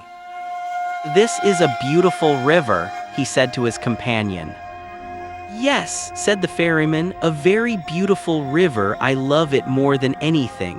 Often I have listened to it, often I have looked into its eyes, and always I have learned from it. Much can be learned from a river." "I thank you, my benefactor," spoke Siddhartha, disembarking on the other side of the river. "I have no gift I could give you for your hospitality, my dear, and also no payment for your work. I am a man without a home, a son of a Brahmin and a Samana." "I did see it," spoke the ferryman, "and I haven't expected any payment from you and no gift which would be the custom for guests to bear. You will give me the gift another time." "Do you think so?" asked Siddhartha amusedly. "Surely, this too I have learned from the river. Everything is coming back. You too, Samana, will come back. Now farewell, let your friendship be my reward. Commemorate me when you'll make offerings to the gods." Smiling, they parted. Smiling, Siddhartha was happy about the friendship and the kindness of the ferryman. "He is like Govinda," he thought with a smile. "All I meet on my path are like Govinda." All are thankful, though they are the ones who would have a right to receive thanks. All are submissive, all would like to be friends, like to obey, think little. Like children are all people. At about noon he came through a village. In front of the mud cottages, children were rolling about in the street, were playing with pumpkin seeds and seashells, screamed and wrestled, but they all timidly fled from the unknown Samana. In the end of the village, the path led through a stream, and by the side of the stream, a young woman was kneeling and washing clothes. When Siddhartha greeted her, she lifted her head and looked up to him with a smile so that he saw the white in her eyes glistening. He called out a blessing to her, as it is the custom among travelers, and asked how far he still had to go to reach the large city. Then she got up and came to him. Beautifully, her wet mouth was shimmering in her young face. She exchanged humorous banter with him, asked whether he had eaten already, and whether it was true that the Samanas slept alone in the forest at night and were not allowed to have any women with them. While talking, she put her left foot on his right one and made a movement as a woman does who would want to initiate that kind of sexual pleasure with a man, which the textbooks call climbing a tree. Siddhartha felt his blood heating up, and since in this moment he had to think of his dream again, he bent slightly down to the woman and kissed with his lips the brown nipple of her breast. Looking up, he saw her face smiling full of lust and her eyes with contracted pupils begging with desire. Siddhartha also felt desire and felt the source of his sexuality moving. But since he had never touched a woman before, he hesitated for a moment while his hands were already prepared to reach out for her. And in this moment he heard, shuddering with awe, the voice of his innermost self, and this voice said no. Then all charms disappeared from the young woman's smiling face. He no longer saw anything else but the damp glance of a female animal in heat. Politely, he petted her cheek, turned away from her, and disappeared away from the disappointed woman with light steps into the bamboo wood. On this day, he reached the large city before the evening and was happy, for he felt the need to be among people. For a long time, he had lived in the forests, and the straw hut of the ferryman in which he had slept that night had been the first roof for a long time he had had over his head. Before the city, in a beautifully fenced grove, the traveler came across a small group of servants, both male and female, carrying baskets. In their midst, carried by 4 servants in an ornamental sedan chair, sat a woman, the mistress, on red pillows under a colorful canopy. Siddhartha stopped at the entrance to the pleasure garden and watched the parade, saw the servants, the maids, the baskets, saw the sedan chair, and saw the lady in it. Under black hair which made to tower high on her head, he saw a very fair, very delicate, very smart face, a brightly red mouth like a freshly cracked fig, eyebrows which were well tended and painted in a high arch, smart and watchful dark eyes, a clear tall neck rising from a green and golden garment, resting fair hands long and thin with wide golden bracelets over the wrists. Siddhartha saw how beautiful she was and his heart rejoiced. He bowed deeply when the sedan chair came closer, and straightening up again, he looked at the fair, charming face, read for a moment in the smart eyes with the high arcs above, breathed in a slight fragrance, he did not know. With a smile, the beautiful woman nodded for a moment and disappeared into the grove, and then the servants as well. Thus I am entering this city, Siddhartha thought, with a charming omen. He instantly felt drawn into the grove, but he thought about it, and only now he became aware of how the servants and maids had looked at him at the entrance.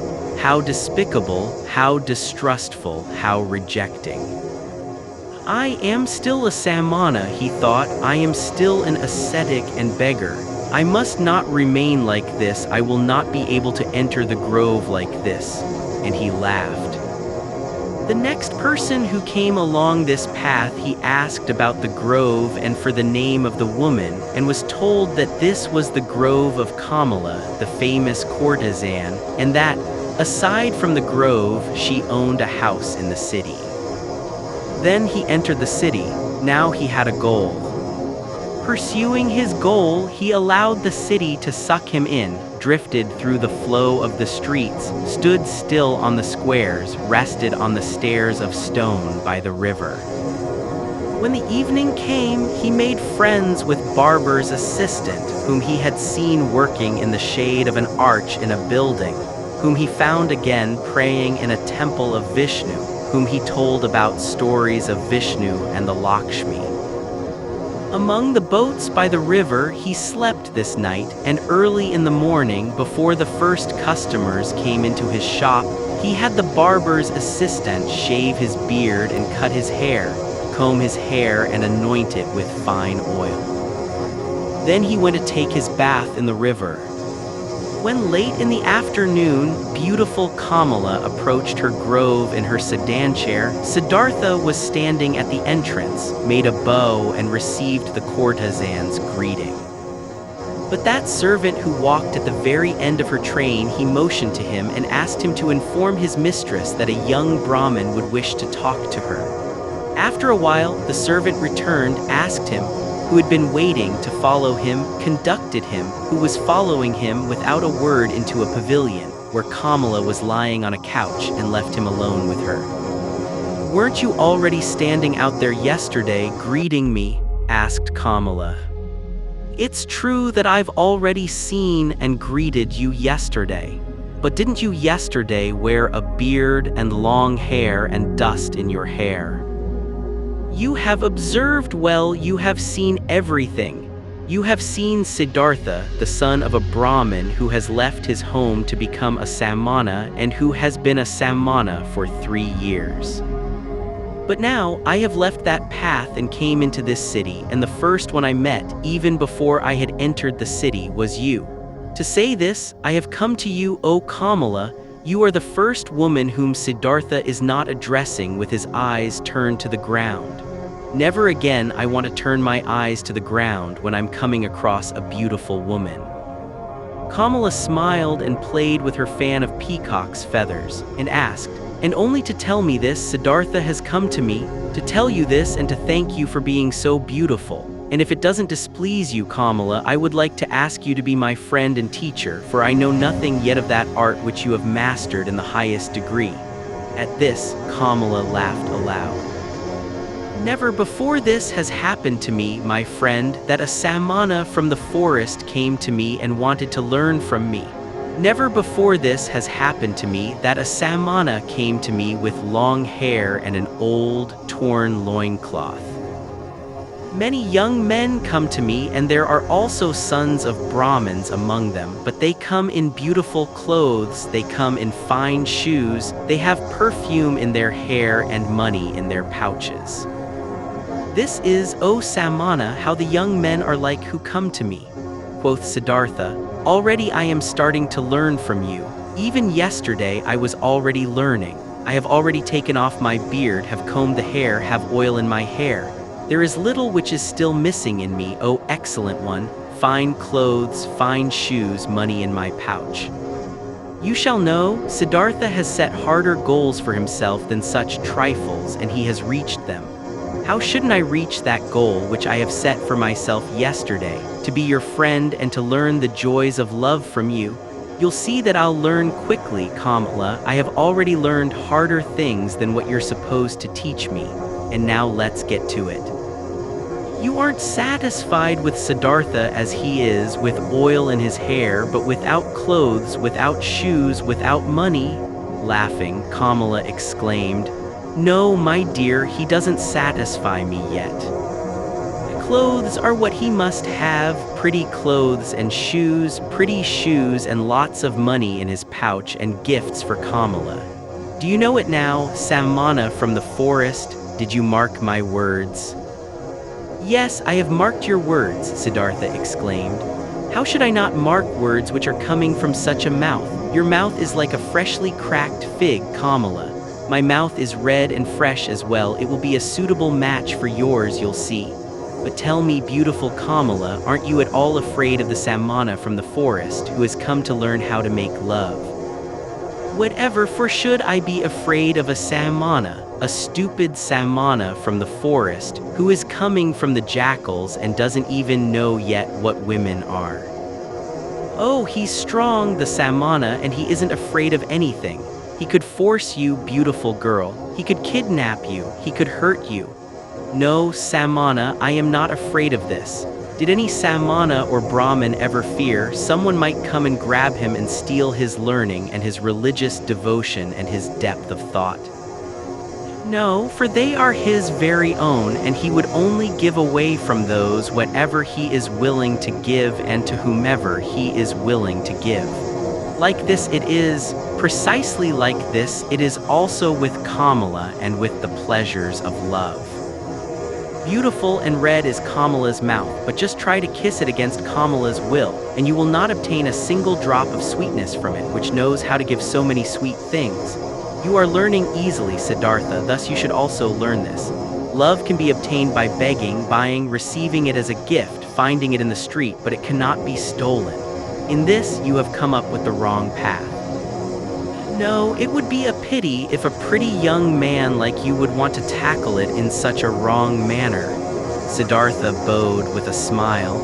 It would be a pity, KAMALA, you are so right, it would be such a great pity. No, I shall not lose a single drop of sweetness from your mouth, nor you from mine. So it is settled. Siddhartha will return once he'll have what he still lacks. Clothes, shoes, money. But speak, lovely KAMALA, couldn't you still give me one small advice? An advice? Why not? Who wouldn't like to give an advice to a poor, ignorant Samana who is coming from the jackals of the forest? Dear KAMALA, thus advise me where I should go to, that I'll find these three things most quickly. Friend, many would like to know this.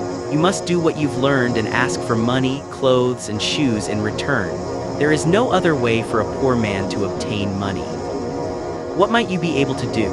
I can think, I can wait, I can fast. Nothing else, nothing, but yes, I can also write poetry. Would you like to give me a kiss for a poem? I would like to if I'll like your poem. What would be its title? Siddhartha spoke, after he had thought about it for a moment, these verses. Into her shady grove stepped the pretty KAMALA. At the grove's entrance stood the brown Samana. Deeply seeing the lotuses blossom, bowed that man, and smiling KAMALA thanked. More lovely, thought the young man, than offerings for gods, more lovely is offering to pretty KAMALA. KAMALA loudly clapped her hands, so that the golden bracelets clanged.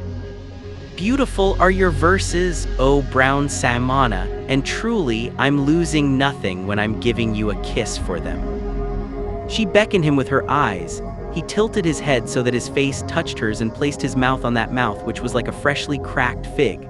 For a long time KAMALA kissed him, and with a deep astonishment Siddhartha felt how she taught him, how wise she was, how she controlled him, rejected him, lured him, and how after this first one there was to be a long, a well-ordered, well-tested sequence of kisses, every one different from the others, he was still to receive. Breathing deeply, he remained standing where he was, and was in this moment astonished like a child about the cornucopia of knowledge and things worth learning, which revealed itself before his eyes. Very beautiful are your verses, exclaimed KAMALA. If I was rich, I would give you pieces of gold for them. But it will be difficult for you to earn thus much money with verses as you need. For you need a lot of money if you want to be KAMALA's friend. The way you're able to kiss KAMALA, stammered Siddhartha. Yes, this I am able to do, therefore I do not lack clothes, shoes, bracelets, and all beautiful things. But what will become of you? Aren't you able to do anything else but thinking, fasting, making poetry? I also know the sacrificial songs, said Siddhartha, but I do not want to sing them anymore. I also know magic spells, but I do not want to speak them anymore. I have read the scriptures. Stop, KAMALA interrupted him. You're able to read and write. Certainly I can do this. Many people can do this. Most people can't. I also can't do it. It is very good that you're able to read and write. Very good. You will also still find use for the magic spells. In this moment, a maid came running in and whispered a message into her mistress's ear. There's a visitor for me, exclaimed KAMALA. Hurry and get yourself away, Siddhartha. Nobody may see you in here. Remember this. Tomorrow I'll see you again." But to the maid she gave the order to give the pious Brahmin white upper garments. Without fully understanding what was happening to him, Siddhartha found himself being dragged away by the maid, brought into a garden house avoiding the direct path, being given upper garments as a gift, led into the bushes, and urgently admonished to get himself out of the grove as soon as possible without being seen. Contently he did as he had been told. Being accustomed to the forest, he managed to get out of the grove and over the hedge without making a sound. Contently, he returned to the city carrying the rolled-up garments under his arm. At the inn where travelers stay, he positioned himself by the door. Without words he asked for food, without a word he accepted a piece of rice cake. Perhaps as soon as tomorrow, he thought, I will ask no one for food anymore. Suddenly, pride flared up in him. He was no Samana anymore. It was no longer becoming to him to beg. He gave the rice cake to a dog and remained without food. Simple is the life which people lead in this world here, thought Siddhartha. It presents no difficulties. Everything was difficult, toilsome, and ultimately hopeless when I was still a Samana. Now everything is easy, easy like that lesson in kissing which KAMALA is giving me. I need clothes and money, nothing else. These are small, near goals. They won't make a person lose any sleep. He had already discovered KAMALA's house in the city long before. There he turned up the following day. Things are working out well, she called out to him. They are expecting you at Kamaswami's. He is the richest merchant of the city. If he'll like you, he'll accept you into his service. Be smart, brown Samana. I had others tell him about you. Be polite towards him, he is very powerful.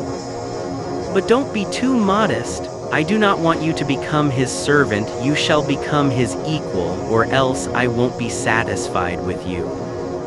Kamaswami is starting to get old and lazy. If he'll like you, he'll entrust you with a lot. Siddhartha thanked her and laughed, and when she found out that he had not eaten anything yesterday and today, she sent for bread and fruits and treated him to it. You've been lucky, she said when they parted. I'm opening one door after another for you. How come? Do you have a spell? Siddhartha said. Yesterday I told you I knew how to think, to wait, and to fast, but you thought this was of no use. But it is useful for many things, KAMALA, you'll see. You'll see that the stupid Samanas are learning and able to do many pretty things in the forest, which the likes of you aren't capable of. The day before yesterday, I was still a shaggy beggar. As soon as yesterday, I have kissed KAMALA, and soon I'll be a merchant and have money and all those things you insist upon. Well, yes, she admitted, but where would you be without me? What would you be if KAMALA wasn't helping you? Dear KAMALA, said Siddhartha and straightened up to his full height, when I came to you into your grove, I did the first step. It was my resolution to learn love from this most beautiful woman. From that moment on, when I had made this resolution, I also knew that I would carry it out. I knew that you would help me. At your first glance at the entrance of the grove, I already knew it. But what if I hadn't been willing? You were willing. Look, KAMALA, when you throw a rock into the water, it will speed on the fastest course to the bottom of the water. This is how it is when Siddhartha has a goal, a resolution. Siddhartha does nothing. He waits, he thinks, he fasts, but he passes through the things of the world like a rock through water, without doing anything, without stirring. He is drawn, he lets himself fall. His goal attracts him because he doesn't let anything enter his soul which might oppose the goal. This is what Siddhartha has learned among the Samanas.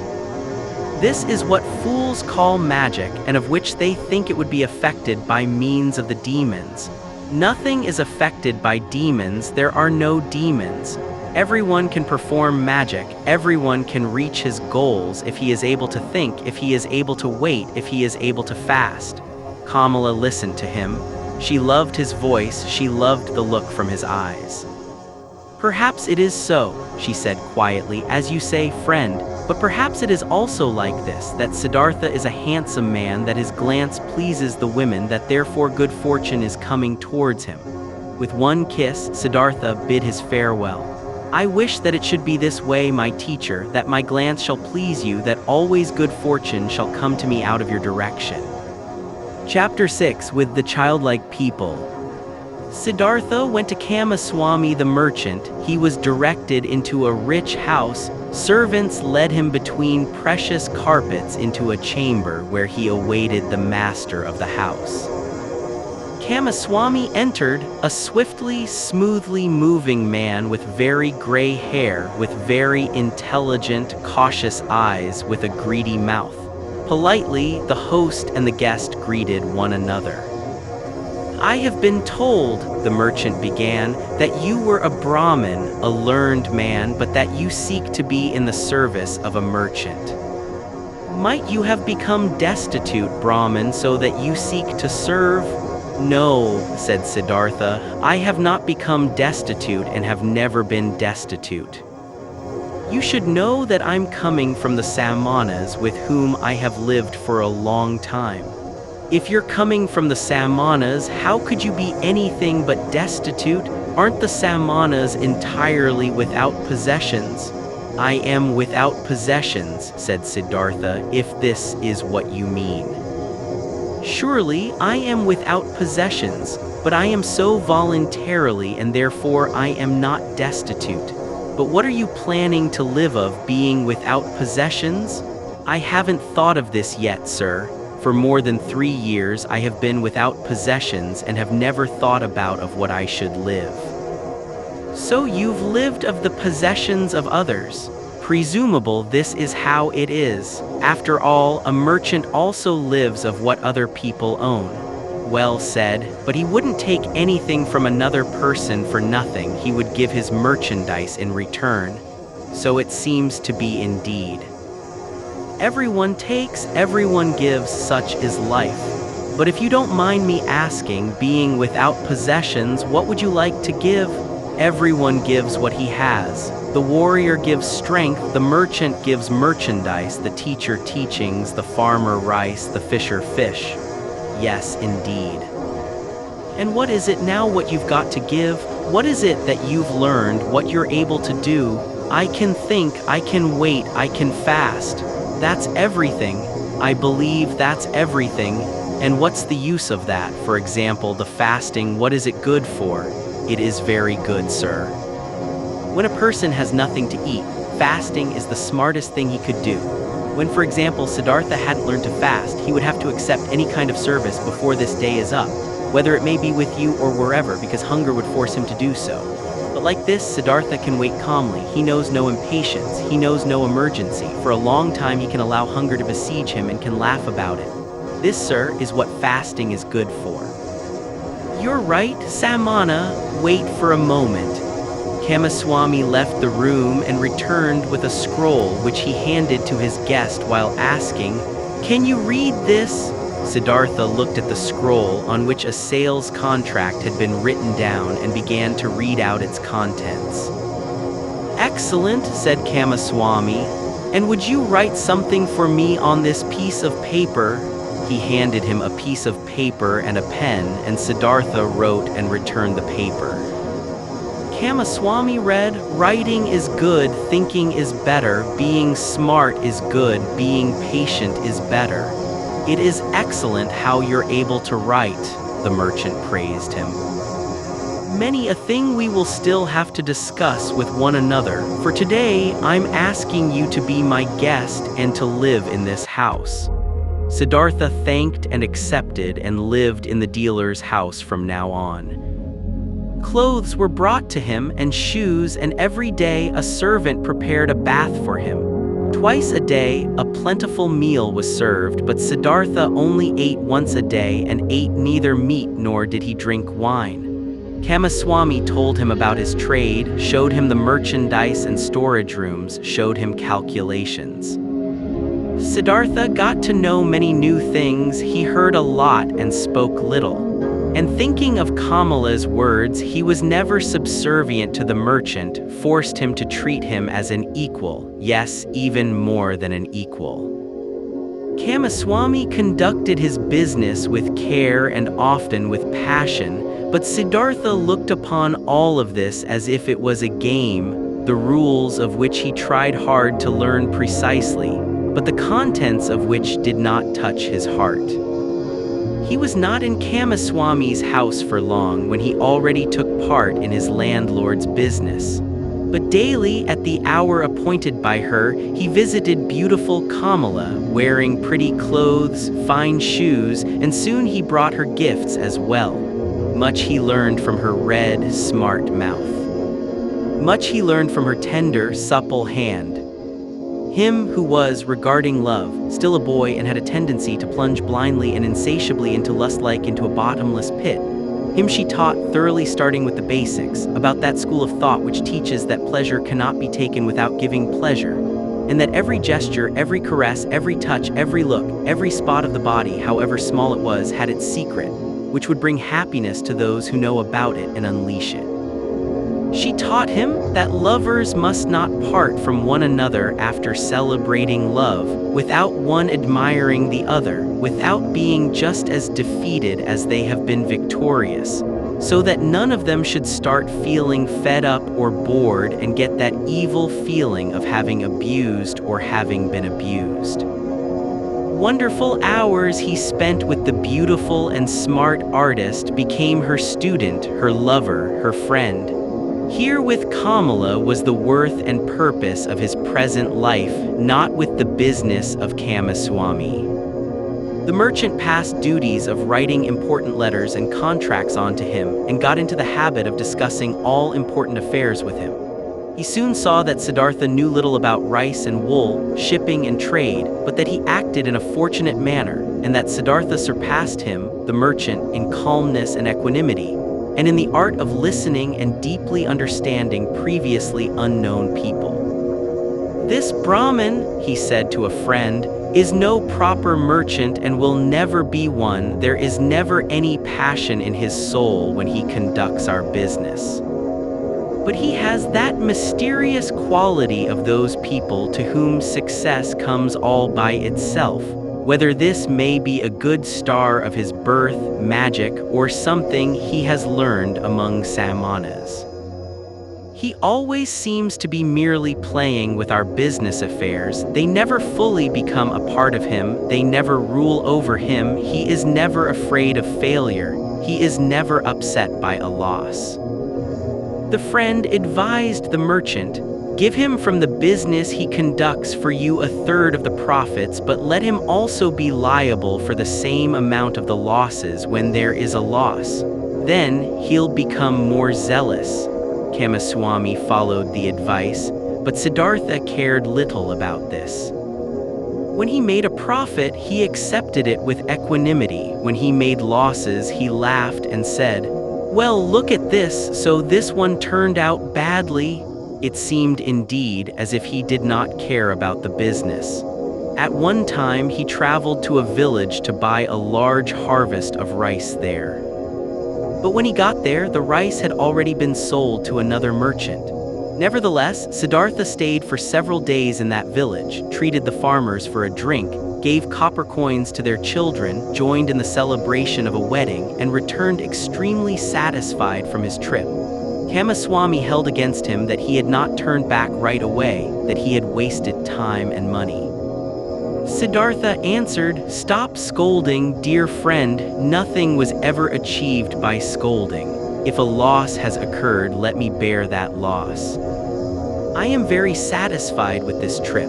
I have got to know many kinds of people. A Brahmin has become my friend. Children have sat on my knees. Farmers have shown me their fields. Nobody knew that I was a merchant."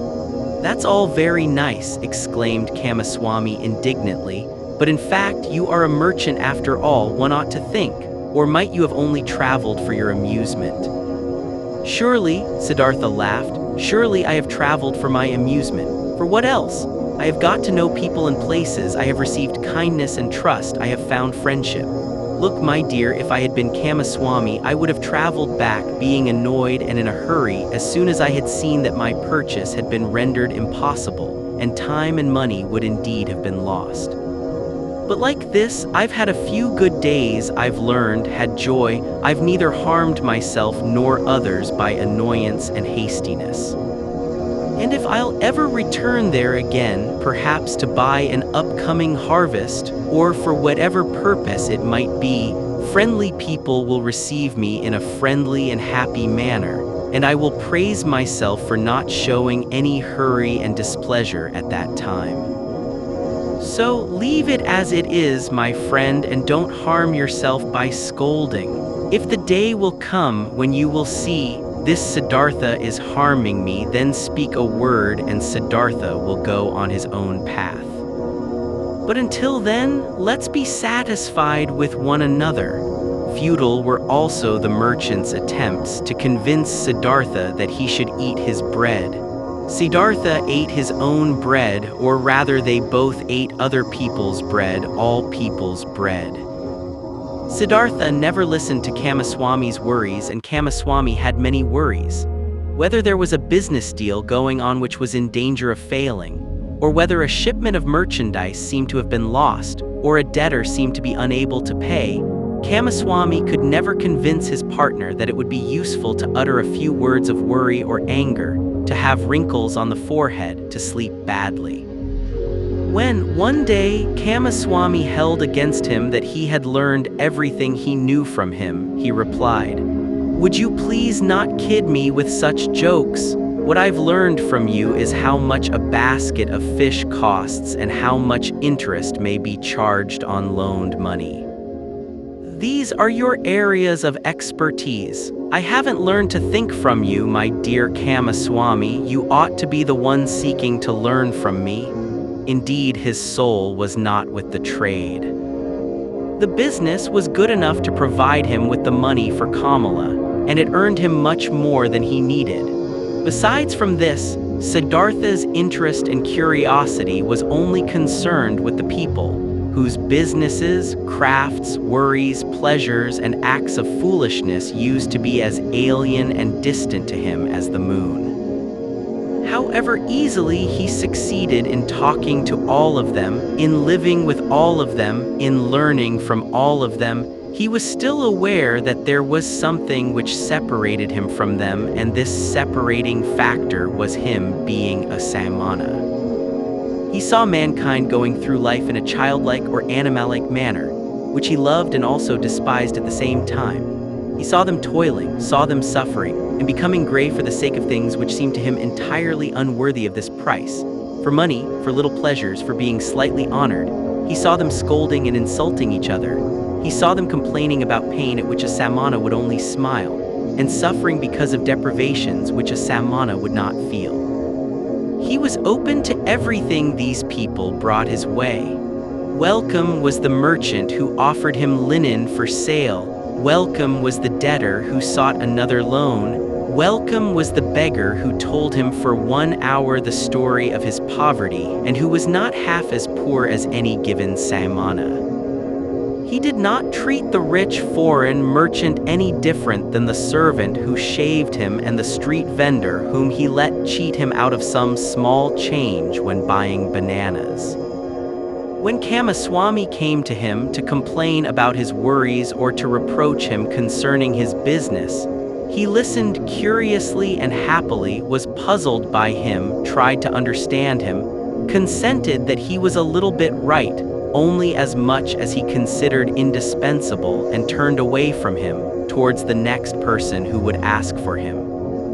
And there were many who came to him, many to do business with him, many to cheat him, many to draw some secret out of him, many to appeal to his sympathy, many to get his advice.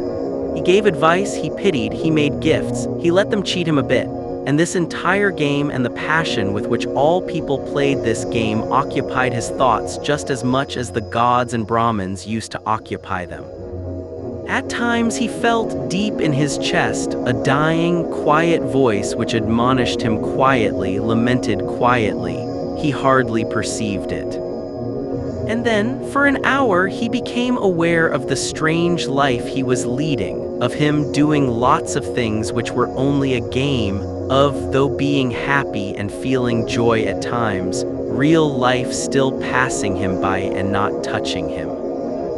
As a ball player plays with his balls, he played with his business deals with the people around him, watched them, found amusement in them. With his heart, with the source of his being, he was not with them. The source ran somewhere far away from him, ran and ran invisibly, had nothing to do with his life anymore.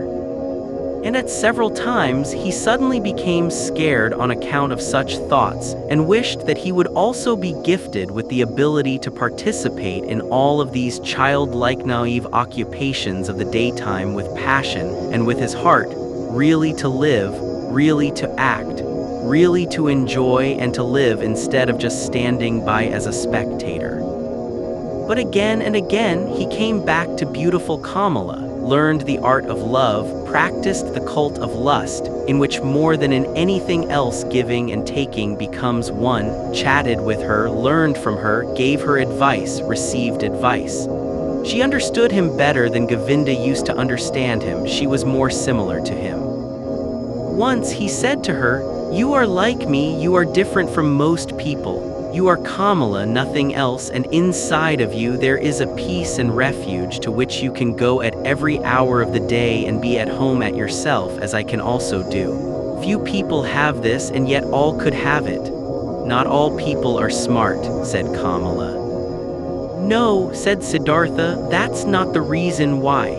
Kamaswami is just as smart as I and still has no refuge in himself. Others have it who are small children with respect to their mind. Most people, KAMALA, are like a falling leaf which is blown and is turning around through the air and wavers and tumbles to the ground. But others, a few, are like stars. They go on a fixed course, no wind reaches them. In themselves they have their law and their course. Among all the learned men and Samanas, of which I knew many, there was one of this kind, a perfected one. I'll never be able to forget him. It is that Gotama, the exalted one, who is spreading those teachings.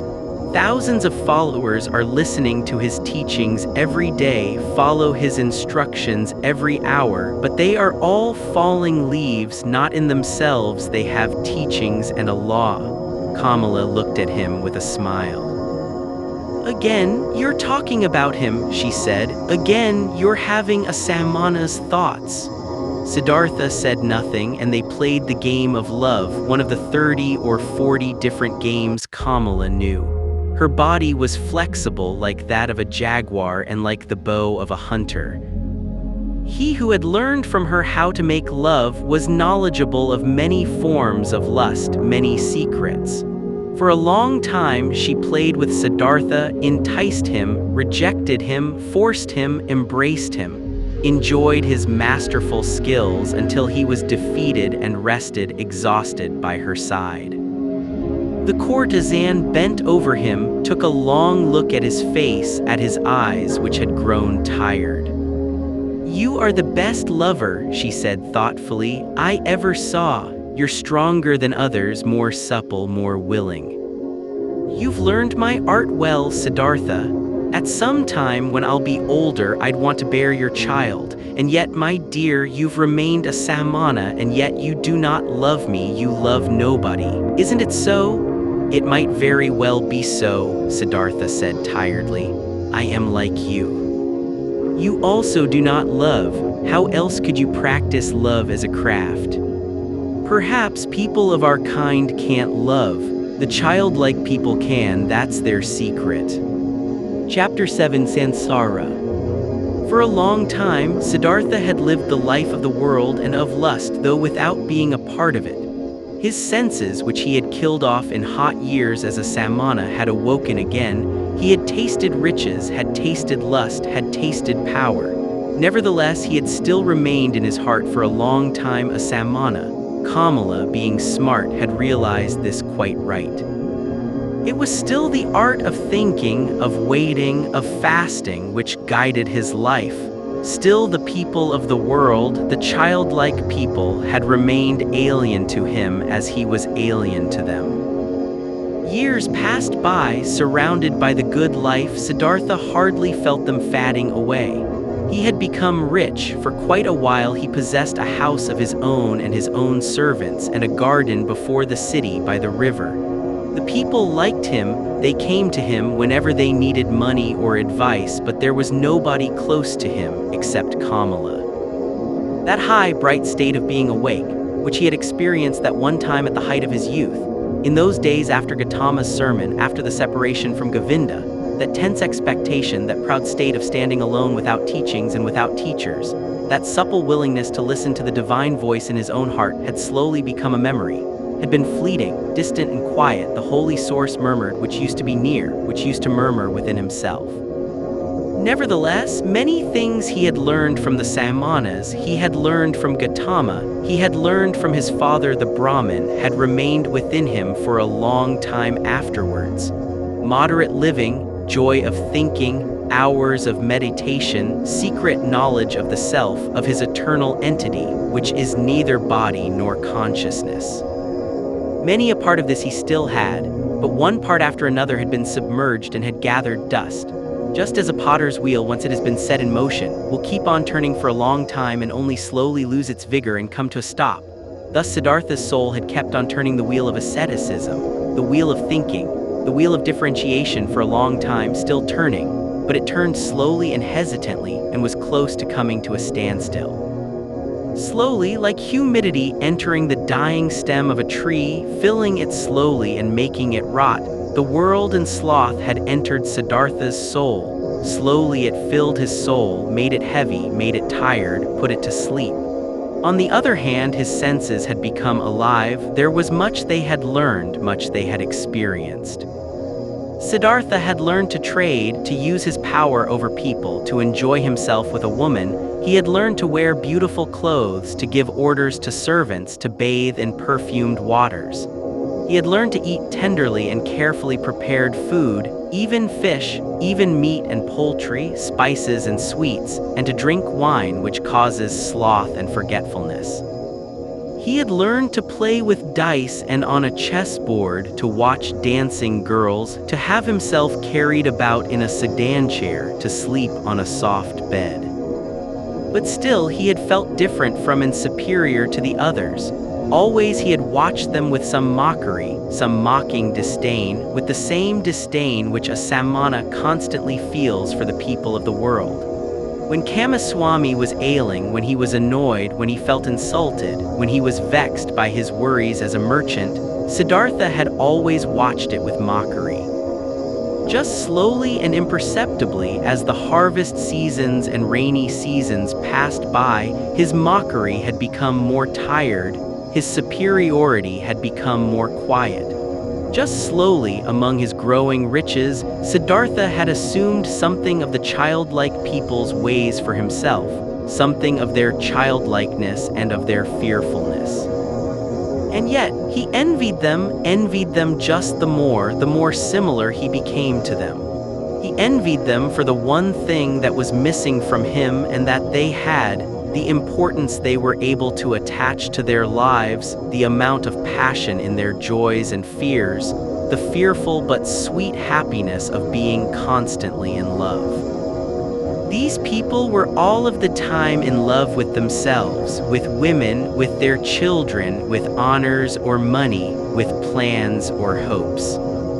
But he did not learn this from them, this out of all things, this joy of a child and this foolishness of a child. He learned from them out of all things the unpleasant ones which he himself despised. It happened more and more often that, in the morning after having had company the night before, he stayed in bed for a long time, felt unable to think and tired. It happened that he became angry and impatient when Kamaswami bored him with his worries.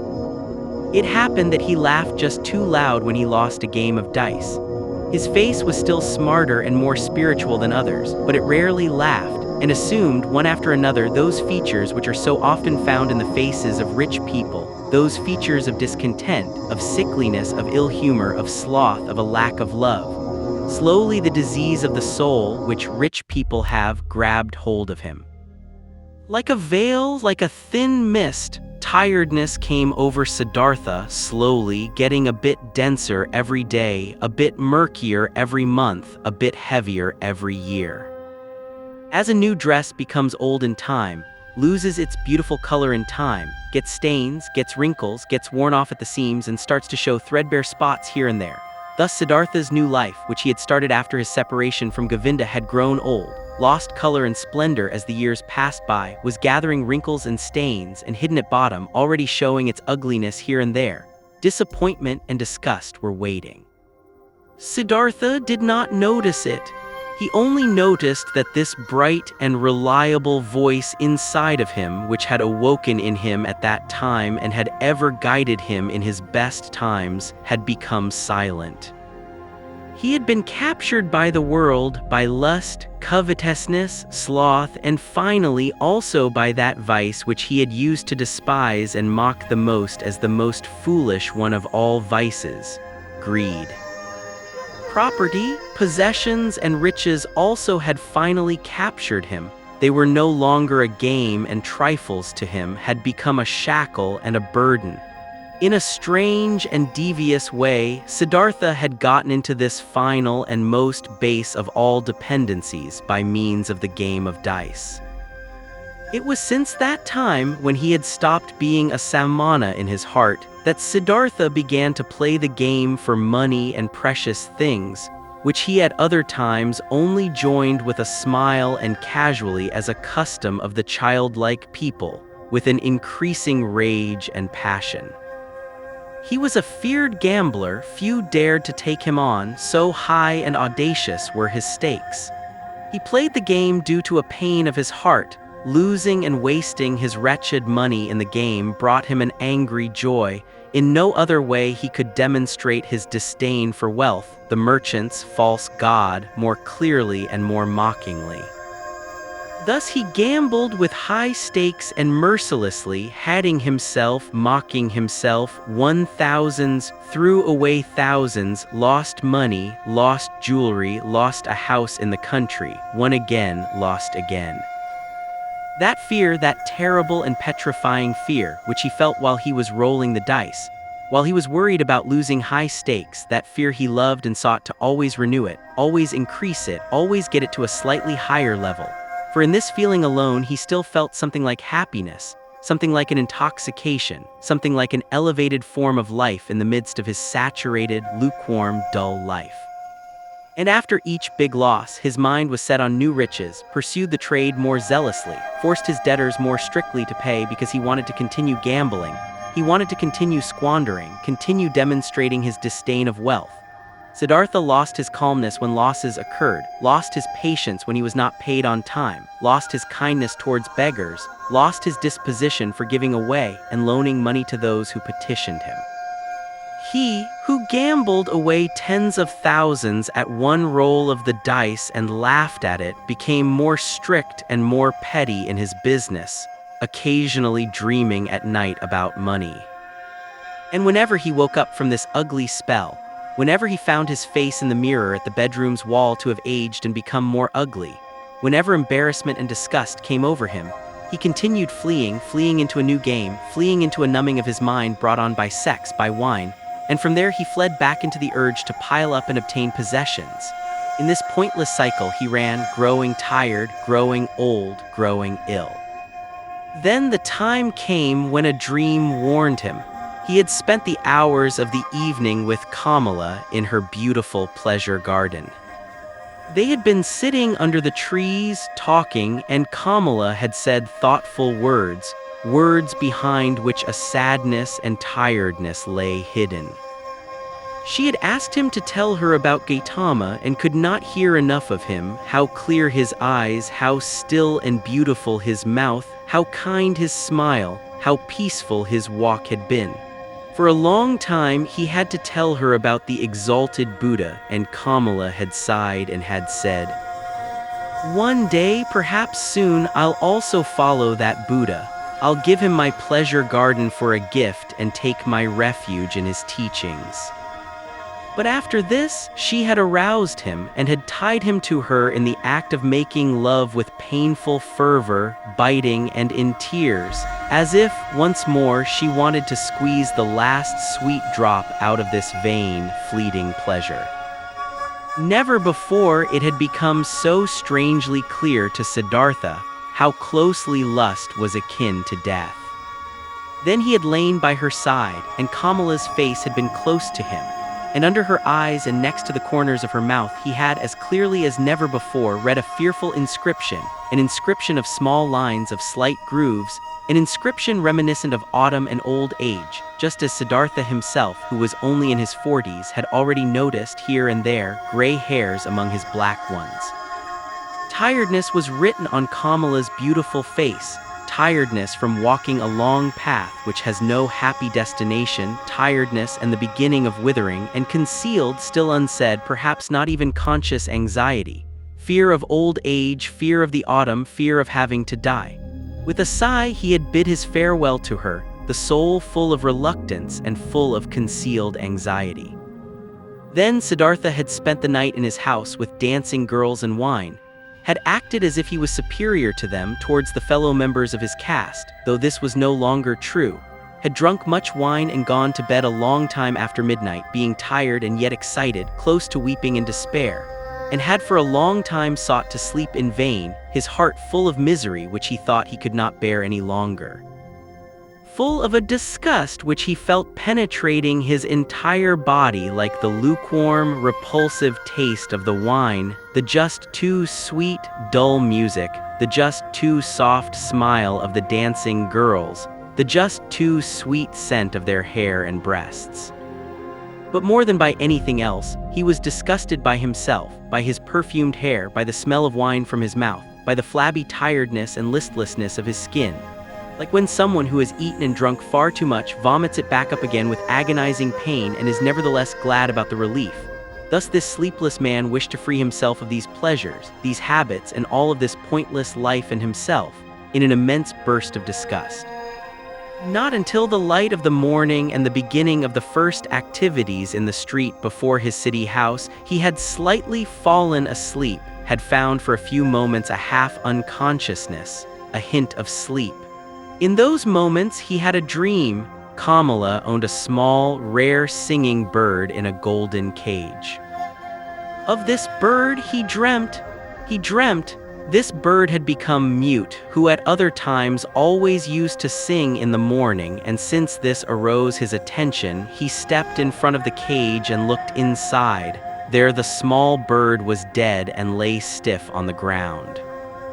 He took it out, weighed it for a moment in his hand, and then threw it away, out in the street, and in the same moment he felt terribly shocked, and his heart hurt, as if he had thrown away from himself all value and everything good by throwing out this dead bird.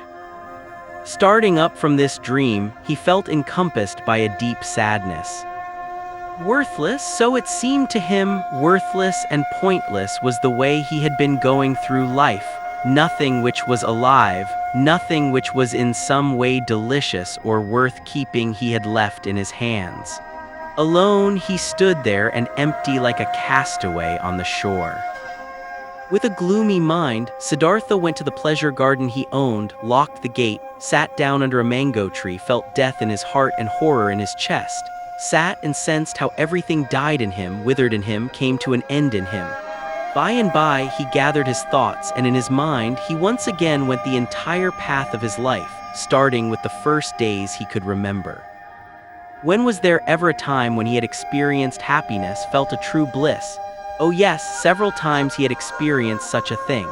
In his years as a boy, he had had a taste of it when he had obtained praise from the Brahmins. He had felt it in his heart. There is a path in front of the one who has distinguished himself in the recitation of the holy verses, in the dispute with the learned ones, as an assistant in the offerings. Then he had felt it in his heart. There is a path in front of you, you are destined for, the gods are awaiting you. And again, as a young man, when the ever-rising, upward-fleeing goal of all thinking had ripped him out of and up from the multitude of those seeking the same goal, when he wrestled in pain for the purpose of Brahmin, when every obtained knowledge only kindled new thirst in him, then again he had, in the midst of the thirst, in the midst of the pain, felt this very same thing. Go on, you are called upon. He had heard this voice when he had left his home and had chosen the life of a Samana, and again when he had gone away from the Samanas to that perfected one, and also when he had gone away from him to the uncert. For how long had he not heard this voice anymore? For how long had he reached no height anymore? How even and dull was the manner in which his path had passed through life? For many long years, without a high goal, without thirst, without elevation, content with small lustful pleasures, and yet never satisfied. For all of these many years, without knowing it himself, he had tried hard and longed to become a man like those many, like those children. And in all this, his life had been much more miserable and poorer than theirs, and their goals were not his, nor their worries. After all, that entire world of the Kamaswami people had only been a game to him, a dance he would watch, a comedy. Only KAMALA had been dear, had been valuable to him, but was she still thus? Did he still need her, or she him? Did they not play a game without an ending? Was it necessary to live for this? No, it was not necessary. The name of this game was Sansara, a game for children, a game which was perhaps enjoyable to play once, twice, 10 times, but forever and ever over again. Then Siddhartha knew that the game was over, that he could not play it anymore. Shivers ran over his body, inside of him, so he felt something had died. That entire day he sat under the mango tree, thinking of his father, thinking of Govinda, thinking of Gotama. Did he have to leave them to become a Kamaswami? He still sat there when the night had fallen. When looking up he caught sight of the stars, he thought, "Here I'm sitting under my mango tree in my pleasure garden." He smiled a little. Was it really necessary? Was it right? Was it not as foolish game that he owned a mango tree, that he owned a garden? He also put an end to this. This also died in him. He rose, bid his farewell to the mango tree, his farewell to the pleasure garden. Since he had been without food this day, he felt strong hunger and thought of his house in the city, of his chamber and bed, of the table with the meals on it. He smiled tiredly, shook himself, and bid his farewell to these things. In the same hour of the night, Siddhartha left his garden, left the city, and never came back. For a long time, Kamaswami had people look for him, thinking that he had fallen into the hands of robbers. KAMALA had no one look for him. When she was told that Siddhartha had disappeared, she was not astonished. Did she not always expect it? Was he not a Samana, a man who was at home nowhere, a pilgrim? And most of all, she had felt this the last time they had been together, and she was happy, in spite of all the pain of the loss, that she had pulled him so affectionately to her heart for this last time, that she had felt one more time to be so completely possessed and penetrated by him. When she received the first news of Siddhartha's disappearance, she went to the window where she held a rare singing bird captive in a golden cage. She opened the door of the cage, took the bird out, and let it fly. For a long time she gazed after it, the flying bird. From this day on, she received no more visitors and kept her house locked. But after some time, she became aware that she was pregnant from the last time she was together with Siddhartha. Chapter 8 By the River. Siddhartha walked through the forest, was already far from the city, and knew nothing but that one thing, that there was no going back for him, that this life, as he had lived it for many years until now, was over and done away with, and that he had tasted all of it, sucked everything out of it until he was disgusted with it. Dead was the singing bird he had dreamt of. Dead was the bird in his heart. Deeply, he had been entangled in Sansara. He had sucked up disgust and death from all sides into his body, like a sponge sucks up water until it is full. And full he was, full of the feeling of being sick of it, full of misery, full of death. There was nothing left in this world which could have attracted him, given him joy, given him comfort. Passionately, he wished to know nothing about himself anymore, to have rest, to be dead. If there only was a lightning bolt to strike him dead, if there only was a tiger to devour him, if there only was a wine, a poison which would numb his senses, bring him forgetfulness and sleep and no awakening from that, was there still any kind of filth he had not soiled himself with, a sin or foolish act he had not committed, a dreariness of the soul he had not brought upon himself? Was it still at all possible to be alive? Was it possible to breathe in again and again, to breathe out, to feel hunger, to eat again, to sleep with a woman again? Was this cycle not exhausted and brought to a conclusion for him? Siddhartha reached the large river in the forest, the same river over which a long time ago, when he had still been a young man and came from the town of Gotama, a ferryman had conducted him. By this river he stopped. Hesitantly he stood at the bank. Tiredness and hunger had weakened him, and whatever for should he walk on, wherever to which goal? No, there were no more goals. There was nothing left but the deep, painful yearning to shake off this whole desolate dream, to spit out this stale wine, to put an end to this miserable and shameful life. A hang bent over the bank of the river, a coconut tree. Siddhartha leaned against its trunk with his shoulder, embraced the trunk with one arm, and looked down into the green water, which ran and ran under him, looked down and found himself to be entirely filled with the wish to let go and to drown in these waters. A frightening emptiness was reflected back at him by the water, answering to the terrible emptiness in his soul. Yes, he had reached the end. There was nothing left for him except to annihilate himself, except to smash the failure into which he had shaped his life, to throw it away before the feet of mockingly laughing gods. This was the great vomiting he had longed for, death, the smashing to bits of the form he hated. Let him be food for fishes, this dog Siddhartha, this lunatic, this depraved and rotten body, this weakened and abused soul. Let him be food for fishes and crocodiles, let him be chopped to bits by the demons. With a distorted face, he stared into the water, saw the reflection of his face and spit at it. In deep tiredness, he took his arm away from the trunk of the tree and turned a bit in order to let himself fall straight down, in order to finally drown. With his eyes closed, he slipped towards death. Then out of remote areas of his soul, out of past times of his now weary life, a sound stirred up. It was a word, a syllable which he, without thinking, with a slurred voice spoke to himself, the old word which is the beginning and the end of all prayers of the Brahmins, the holy Om, which roughly means that what is perfect, or the completion. And in the moment when the sound of Om touched Siddhartha's ear, his dormant spirit suddenly woke up and realized the foolishness of his actions. Siddhartha was deeply shocked. So this was how things were with him, so doomed was he, so much he had lost his way and was forsaken by all knowledge, that he had been able to seek death, that this wish of a child had been able to grow in him, to find rest by annihilating his body. What all agony of these recent times, all sobering realizations, all desperation had not brought about, this was brought on by this moment, when the Om entered his consciousness. He became aware of himself in his misery and in his error.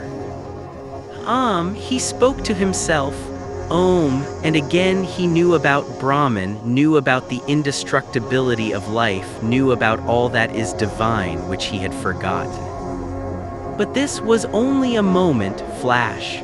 By the foot of the coconut tree, Siddhartha collapsed, struck down by tiredness, mumbling Om, placed his head on the root of the tree and fell into a deep sleep. Deep was his sleep and without dreams. For a long time he had not known such a sleep anymore. When he woke up after many hours, he felt as if 10 years had passed. He heard the water quietly flowing, did not know where he was and who had brought him here, opened his eyes, saw with astonishment that there were trees and the sky above him, and he remembered where he was and how he got here. But it took him a long while for this, and the past seemed to him as if it had been covered by a veil, infinitely distant, infinitely far away, infinitely meaningless. He only knew that his previous life, in the first moment when he thought about it, this past life seemed to him like a very old previous incarnation, like an early pre-birth of his present self.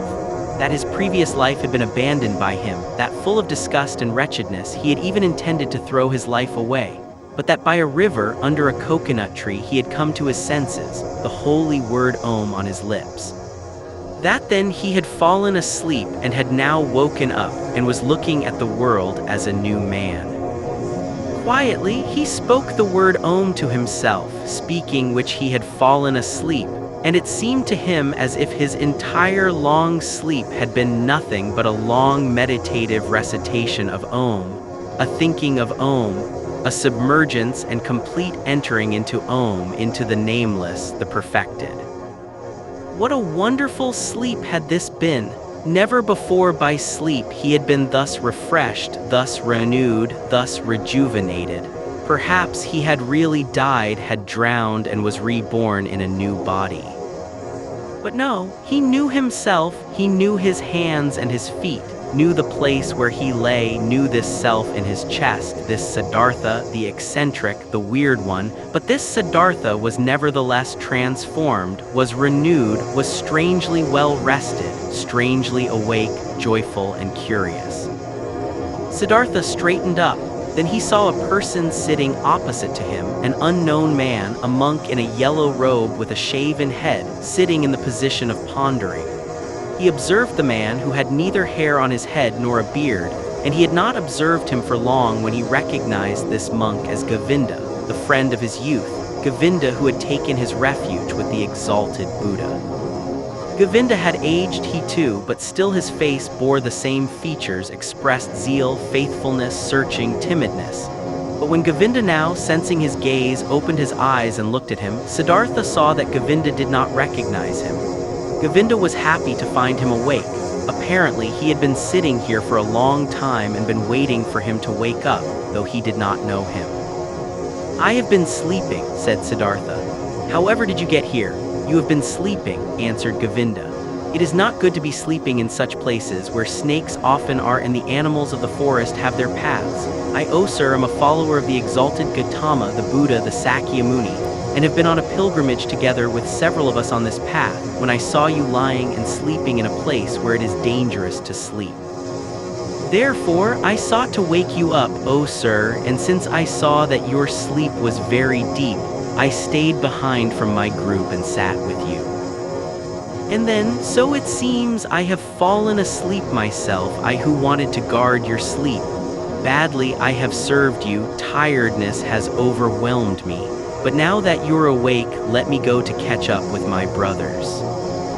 I thank you, Samana, for watching out over my sleep, spoke Siddhartha.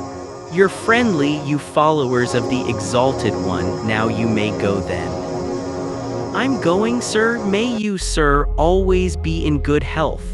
I thank you, Samana. Govinda made the gesture of a salutation and said, Farewell, farewell, Govinda, said Siddhartha. The monk stopped. Permit me to ask, sir, from where do you know my name? Now Siddhartha smiled. I know you, O Govinda, from your father's hut, and from the school of the Brahmins, and from the offerings, and from our walk to the Samanas, and from that hour when you took your refuge with the Exalted One in the grove Jetavana. You're Siddhartha, Govinda exclaimed loudly. Now I'm recognizing you and don't comprehend any more how I couldn't recognize you right away. Be welcome, Siddhartha, my joy is great to see you again. It also gives me joy to see you again. You've been the guard of my sleep. Again, I thank you for this, though I wouldn't have required any guard. Where are you going to, oh friend? I'm going nowhere. We monks are always traveling whenever it is not the rainy season. We always move from one place to another, live according to the rules of the teachings passed on to us, accept alms, move on. It is always like this. But you, Siddhartha, where are you going to? Quoth Siddhartha. With me too, friend, it is as it is with you. I'm going nowhere, I'm just traveling, I'm on a pilgrimage. Govinda spoke. You're saying you're on a pilgrimage and I believe you, but forgive me, O Siddhartha, you do not look like a pilgrim. You're wearing a rich man's garments, you're wearing the shoes of a distinguished gentleman, and your hair with the fragrance of perfume is not a pilgrim's hair, not the hair of a Samana. Right so, my dear, you have observed well, your keen eyes see everything. But I haven't said to you that I was a Samana. I said, I'm on a pilgrimage, and so it is, I'm on a pilgrimage. You're on a pilgrimage, said Govinda. But few would go on a pilgrimage in such clothes, few in such shoes, few with such hair. Never I have met such a pilgrim, being a pilgrim myself for many years. I believe you, my dear Govinda, but now today you've met a pilgrim just like this, wearing such shoes, such a garment. Remember, my dear, not eternal is the world of appearances, not eternal. Anything but eternal are our garments and the style of our hair, and our hair embodies themselves. I'm wearing a rich man's clothes, you've seen this quite right. I'm wearing them because I have been a rich man, and I'm wearing my hair like the worldly and lustful people, for I have been one of them. And now, Siddhartha, what are you now? I don't know it just like you. I'm traveling. I was a rich man and am no rich man anymore, and what I'll be tomorrow I don't know. You've lost your riches. I've lost them, or they me. They somehow happen to slip away from me. The wheel of physical manifestations is turning quickly, Govinda. Where is Siddhartha the Brahmin? Where is Siddhartha the Samana? Where is Siddhartha the rich man? Non-eternal things change quickly, Govinda, you know it. Govinda looked at the friend of his youth for a long time with doubt in his eyes. After that, he gave him the salutation which one would use on a gentleman and went on his way. With a smiling face, Siddhartha watched him leave. He loved him still, this faithful man, this fearful man. And how could he not have loved everybody and everything in this moment, in the glorious hour after his wonderful sleep filled with Om? The enchantment which had happened inside of him in his sleep and by means of the Om was this very thing, that he loved everything, that he was full of joyful love for everything he saw. And it was this very thing, so it seemed to him now, which had been his sickness before, that he was not able to love anybody or anything. With a smiling face, Siddhartha watched the leaving monk. The sleep had strengthened him much, but hunger gave him much pain, for by now he had not eaten for 2 days, and the times were long past when he had been tough against hunger. With sadness, and yet also with a smile, he thought of that time. In those days, so he remembered, he had boasted of 3 things to KAMALA, had been able to do 3 noble and undefeatable feats: fasting, waiting, thinking. These had been his possessions, his power and strength, his solid staff. In the busy, laborious years of his youth, he had learned these 3 feats, nothing else. And now, they had abandoned him, none of them was his any more, neither fasting, nor waiting, nor thinking. For the most wretched things he had given them up for what fades most quickly, for sensual lust, for the good life, for riches. His life had indeed been strange. And now, so it seemed, now he had really become a childlike person. Siddhartha thought about his situation. Thinking was hard on him, he did not really feel like it, but he forced himself. Now, he thought, since all these most easily perishing things have slipped from me again, now I'm standing here under the sun again, just as I have been standing here a little child. Nothing is mine, I have no abilities, there is nothing I could bring about, I have learned nothing. How wondrous is this? Now that I'm no longer young, that my hair is already half gray, that my strength is fading, now I'm starting again at the beginning and as a child. Again, he had to smile. Yes, his fate had been strange. Things were going downhill with him, and now he was again facing the world void and naked and stupid. But he could not feel sad about this, no, he even felt a great urge to laugh about himself, to laugh about this strange, foolish world. Things are going downhill with you, he said to himself and laughed about it. And as he was saying it, he happened to glance at the river, and he also saw the river going downhill, always moving on downhill and singing and being happy through it all. He liked this well, kindly he smiled at the river. Was this not the river in which he had intended to drown himself in past times 100 years ago, or had he dreamed this? Wondrous indeed was my life, so he thought, wondrous detours it has taken. As a boy, I had only to do with gods and offerings. As a youth, I had only to do with asceticism, with thinking and meditation, with searching for Brahmin, worshipped the eternal and the Atman. But as a young man, I followed the penitents, lived in the forest, suffered of heat and frost, learned to hunger, taught my body to become dead. Wonderfully, soon afterwards, insight came towards me in the form of the great Buddha's teachings. I felt the knowledge of the oneness of the world circling in me like my own blood. But I also had to leave Buddha and the great knowledge. I went and learned the art of love with KAMALA, learned trading with Kamaswami, piled up money, wasted money, learned to love my stomach, learned to please my senses. I had to spend many years losing my spirit to unlearn thinking again, to forget the oneness. Isn't it just as if I had turned slowly and on a long detour from a man into a child, from a thinker into a childlike person? And yet, this path has been very good, and yet the bird in my chest has not died.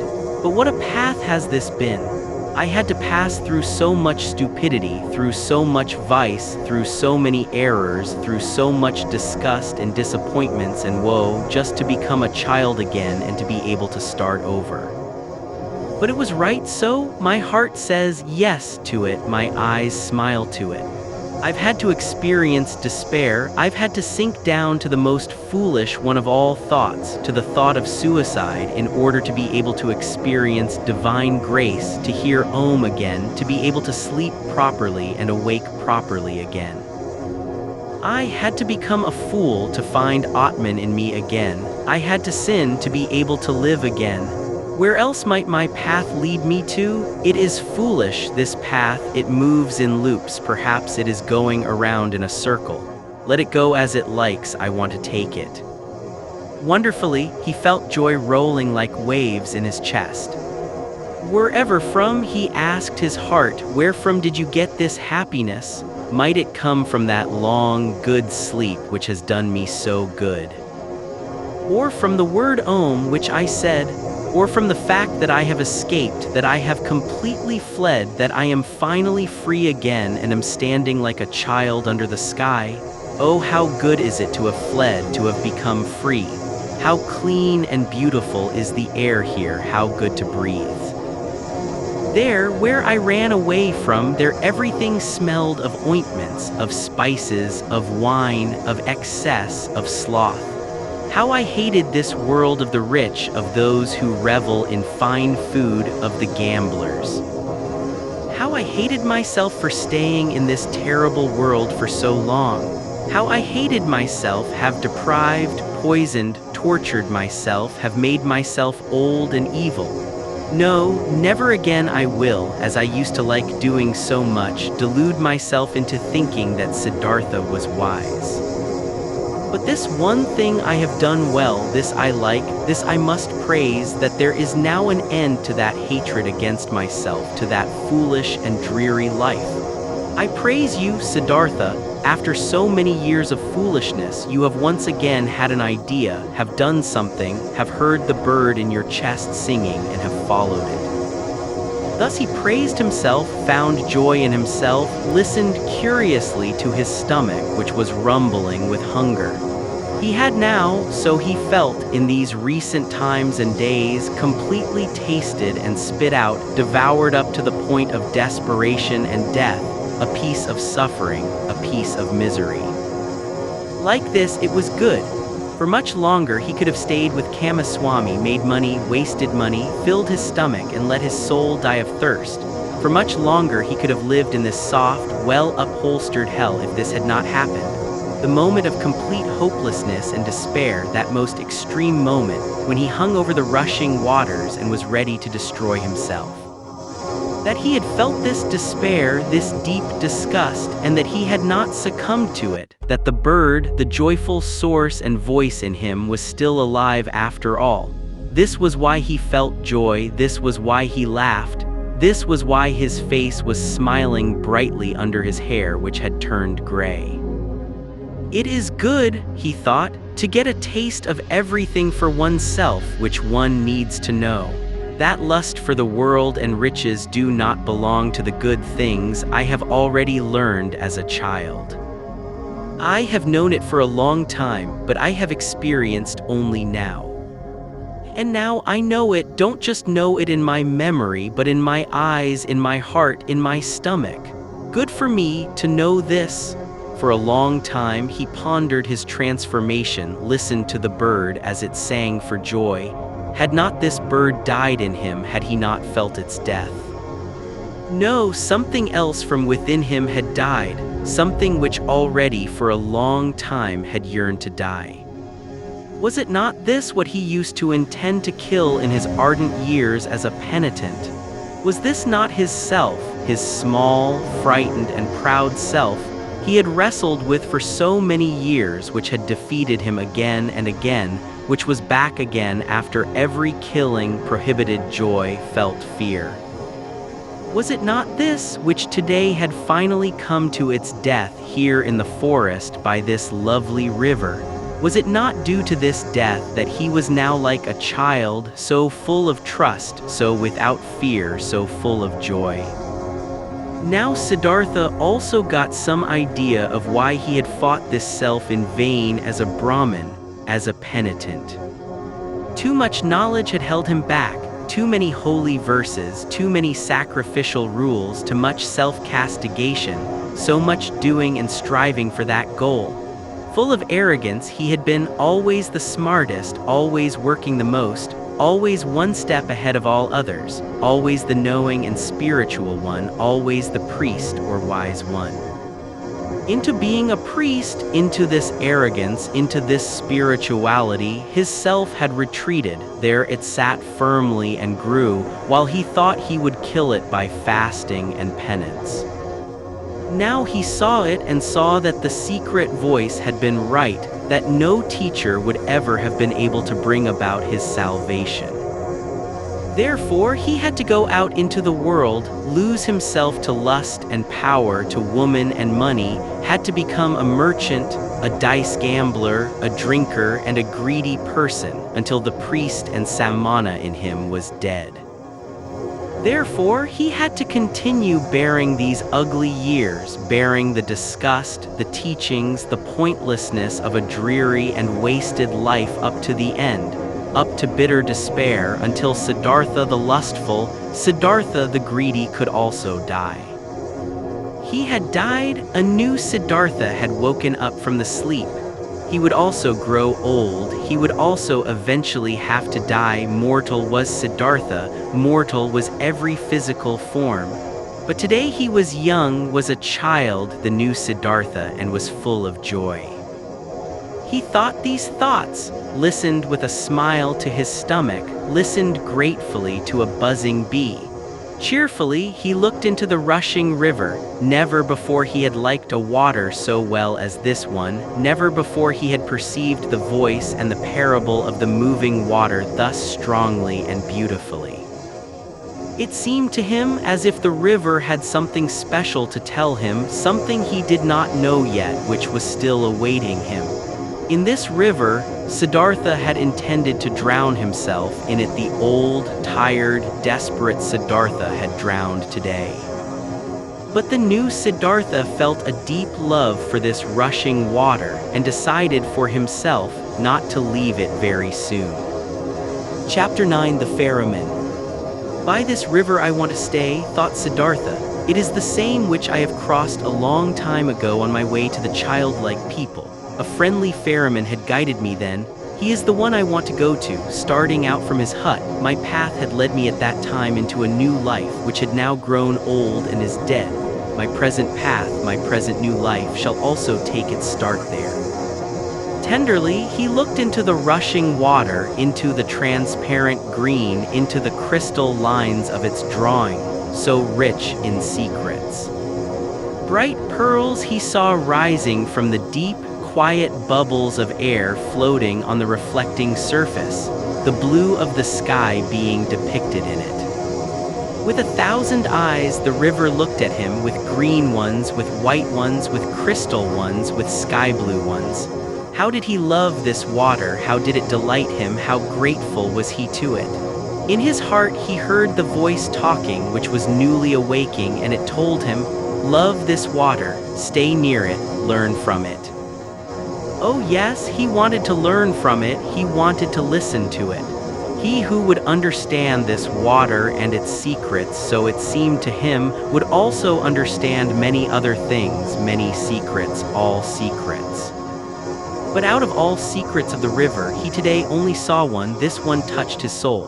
He saw, this water ran and ran, incessantly it ran, and was nevertheless always there, was always at all times the same, and yet new in every moment. Great be he who would grasp this, understand this. He understood and grasped it not, only felt some idea of it stirring, a distant memory, divine voices. Siddhartha rose, the workings of hunger in his body became unbearable. In a daze he walked on, up the path by the bank, upriver, listened to the current, listened to the rumbling hunger in his body. When he reached the ferry, the boat was just ready, and the same ferryman who had once transported the young Samana across the river stood in the boat. Siddhartha recognized him. He had also aged very much. "Would you like to ferry me over?" he asked. The ferryman, being astonished to see such an elegant man walking along and on foot, took him into his boat and pushed it off the bank. "It's a beautiful life you have chosen for yourself," the passenger spoke. "It must be beautiful to live by this water every day and to cruise on it." With a smile, the man at the oar moved from side to side. "It is beautiful, sir, it is as you say, but isn't every life, isn't every work beautiful? This may be true. But I envy you for yours. You would soon stop enjoying it. This is nothing for people wearing fine clothes," Siddhartha laughed. "Once before I have been looked upon today because of my clothes. I have been looked upon with distrust. Wouldn't you, ferryman, like to accept these clothes, which are a nuisance to me, from me? For you must know I have no money to pay your fare." "You're joking, sir," the ferryman laughed. "I'm not joking, friend. Behold, once before you have ferried me across this water in your boat for the immaterial reward of a good deed. Thus, do it today as well and accept my clothes for it." "And do you, sir, intend to continue traveling without clothes?" Most of all, I wouldn't want to continue traveling at all. Most of all, I would rather you, ferryman, gave me an old loincloth and kept me with you as your assistant, or rather as your trainee, for I'll have to learn first how to handle the boat." For a long time, the ferryman looked at the stranger, searching. "Now I recognize you," he finally said. "At one time you've slept in my hut. This was a long time ago, possibly more than 20 years ago, and you've been ferried across the river by me, and we parted like good friends. Haven't you been a Samana? I can't think of your name anymore." "My name is Siddhartha, and I was a Samana when you've last seen me. So be welcome, Siddhartha." "My name is Vasudeva. You will, so I hope, be my guest today as well and sleep in my hut and tell me where you're coming from and why these beautiful clothes are such a nuisance to you." They had reached the middle of the river, and Vasudeva pushed the oar with more strength in order to overcome the current. He worked calmly, his eyes fixed in on the front of the boat with brawny arms. Siddhartha sat and watched him, and remembered how once before, on that last day of his time as a Samana, love for this man had stirred in his heart. Gratefully, he accepted Vasudeva's invitation. When they had reached the bank, he helped him to tie the boat to the stakes. After this, the ferryman asked him to enter the hut, offered him bread and water, and Siddhartha ate with eager pleasure, and also ate with eager pleasure of the mango fruits Vasudeva offered him. Afterwards, it was almost the time of the sunset. They sat on a log by the bank, and Siddhartha told the ferryman about where he originally came from and about his life as he had seen it before his eyes today in that hour of despair. Until late at night lasted his tale. Vasudeva listened with great attention. Listening carefully, he let everything enter his mind, birthplace and childhood, all that learning, all that searching, all joy, all distress.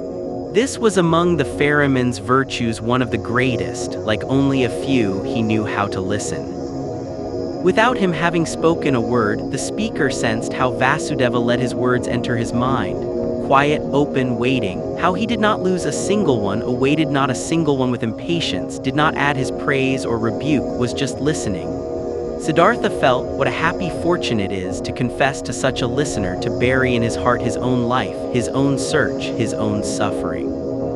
But in the end of Siddhartha's tale, when he spoke of the tree by the river and of his deep fall of the holy Om, and how he had felt such a love for the river after his slumber, the ferryman listened with twice the attention, entirely and completely absorbed by it with his eyes closed. But when Siddhartha fell silent and a long silence had occurred, then Vasudeva said, "It is as I thought. The river has spoken to you. It is your friend as well. It speaks to you as well. That is good. That is very good. Stay with me, Siddhartha, my friend. I used to have a wife, her bed was next to mine, but she has died a long time ago. For a long time I have lived alone. Now you shall live with me. There is space and food for both." "I thank you," said Siddhartha. "I thank you and accept. And I also thank you for this, Vasudeva, for listening to me so well. These people are rare who know how to listen, and I did not meet a single one who knew it as well as you did. I will also learn in this respect from you." "You will learn it," spoke Vasudeva, "but not from me. The river has taught me to listen. From it you will learn it as well. It knows everything, the river, everything can be learned from it. See, you've already learned this from the water too, that it is good to strive downwards, to sink, to seek depth. The rich and elegant Siddhartha is becoming an oarsman's servant. The learned Brahmin Siddhartha becomes a ferryman. This has also been told to you by the river. You'll learn that other thing from it as well." Quoth Siddhartha after a long pause, "What other thing, Vasudeva?" Vasudeva rose. "It is late," he said. "Let's go to sleep. I can't tell you that other thing, oh friend. You'll learn it, or perhaps you know it already. See, I'm no learned man. I have no special skill in speaking. I also have no special skill in thinking. All I'm able to do is to listen and to be godly. I have learned nothing else. If I was able to say and teach it, I might be a wise man, but like this I am only a ferryman, and it is my task to ferry people across the river. I have transported many thousands, and to all of them my river has been nothing but an obstacle on their travels. They traveled to seek money and business and for weddings and on pilgrimages, and the river was obstructing their path, and the ferryman's job was to get them quickly across that obstacle. But for some among thousands, a few, 4 or 5, the river has stopped being an obstacle. They have heard its voice, they have listened to it, and the river has become sacred to them as it has become sacred to me.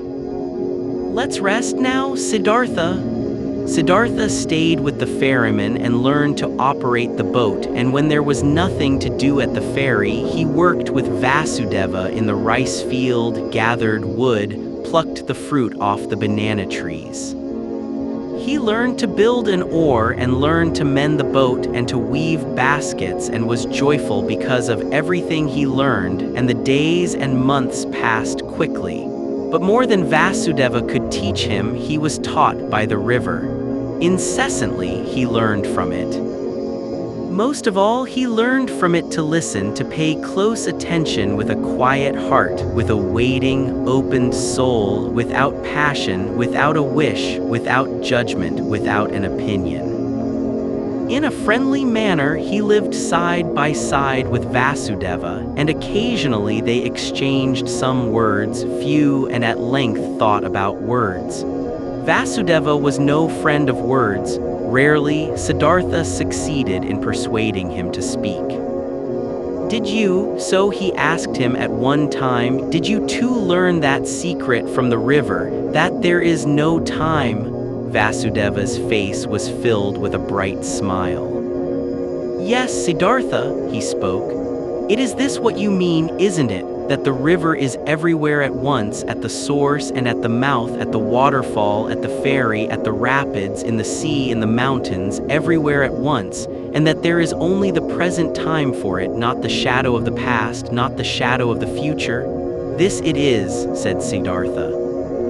"And when I had learned it, I looked at my life, and it was also a river, and the boy Siddhartha was only separated from the man Siddhartha and from the old man Siddhartha by a shadow, not by something real. Also, Siddhartha's previous births were no past, and his death and his return to Brahma was no future. Nothing was, nothing will be, everything is, everything has existence and is present." Siddhartha spoke with ecstasy. Deeply, this enlightenment had delighted him. "Oh, was not all suffering time? Were not all forms of tormenting oneself and being afraid time? Was not everything hard, everything hostile in the world gone and overcome as soon as one had overcome time, as soon as time would have been put out of existence by one's thoughts?" In ecstatic delight he had spoken, but Vasudeva smiled at him brightly and nodded in confirmation. Silently he nodded, brushed his hand over Siddhartha's shoulder, turned back to his work. And once again, when the river had just increased its flow in the rainy season and made a powerful noise, then said Siddhartha, "Isn't it so, O friend, the river has many voices, very many voices. Hasn't it the voice of a king, and of a warrior, and of a bull, and of a bird of the night, and of a woman giving birth, and of a sighing man, and 1,000 other voices more?" "So it is," Vasudeva nodded, "all voices of the creatures are in its voice. And do you know," Siddhartha continued, "what word it speaks when you succeed in hearing all of its 10,000 voices at once?" Happily, Vasudeva's face was smiling. He bent over to Siddhartha and spoke the holy Om into his ear. And this had been the very thing which Siddhartha had also been hearing. And time after time, his smile became more similar to the ferryman's, became almost just as bright, almost just as thoroughly glowing with bliss, just as shining out of 1,000 small wrinkles, just as alike to a child's, just as alike to an old man. Many travelers, seeing the two ferrymen, thought they were brothers.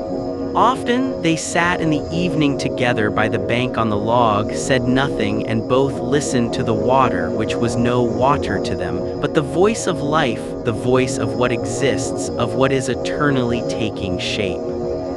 And it happened from time to time that both, when listening to the river, thought of the same things of a conversation from the day before yesterday, of one of their travelers, the face and fate of whom had occupied their thoughts of death, of their childhood, and that they both in the same moment when the river had been saying something good to them, looked at each other, both thinking precisely the same thing, both delighted about the same answer to the same question.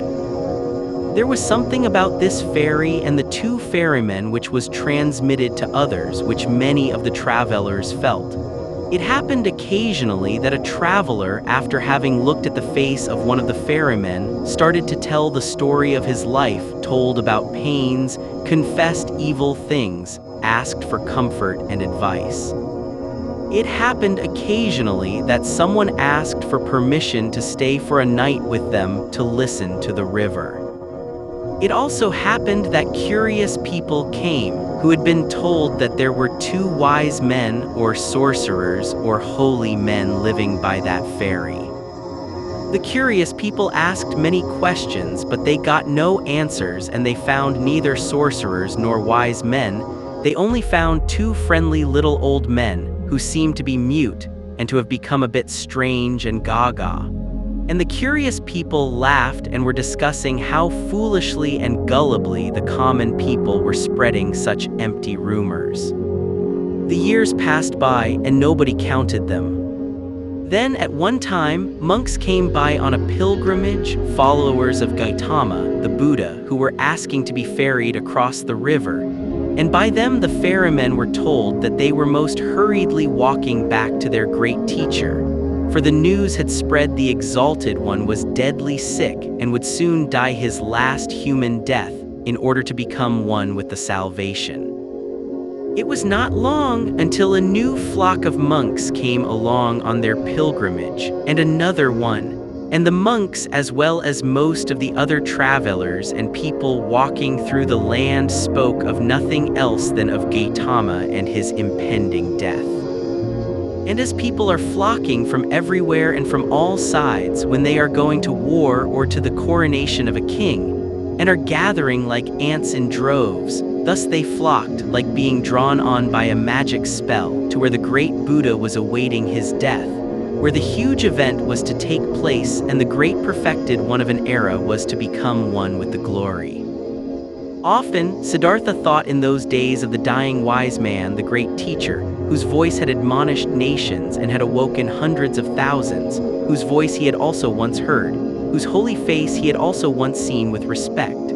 Kindly he thought of him, saw his path to perfection before his eyes, and remembered with a smile those words which he had once, as a young man, said to him, the Exalted One.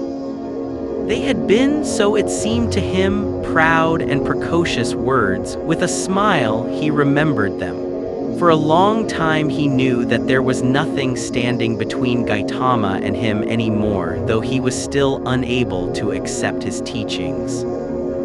No, there was no teaching a truly searching person, someone who truly wanted to find, could accept.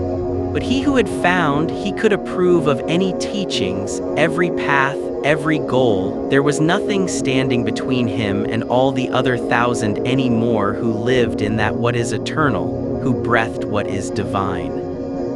On one of these days when so many went on a pilgrimage to the dying Buddha, KAMALA also went to him, who used to be the most beautiful of the courtesans.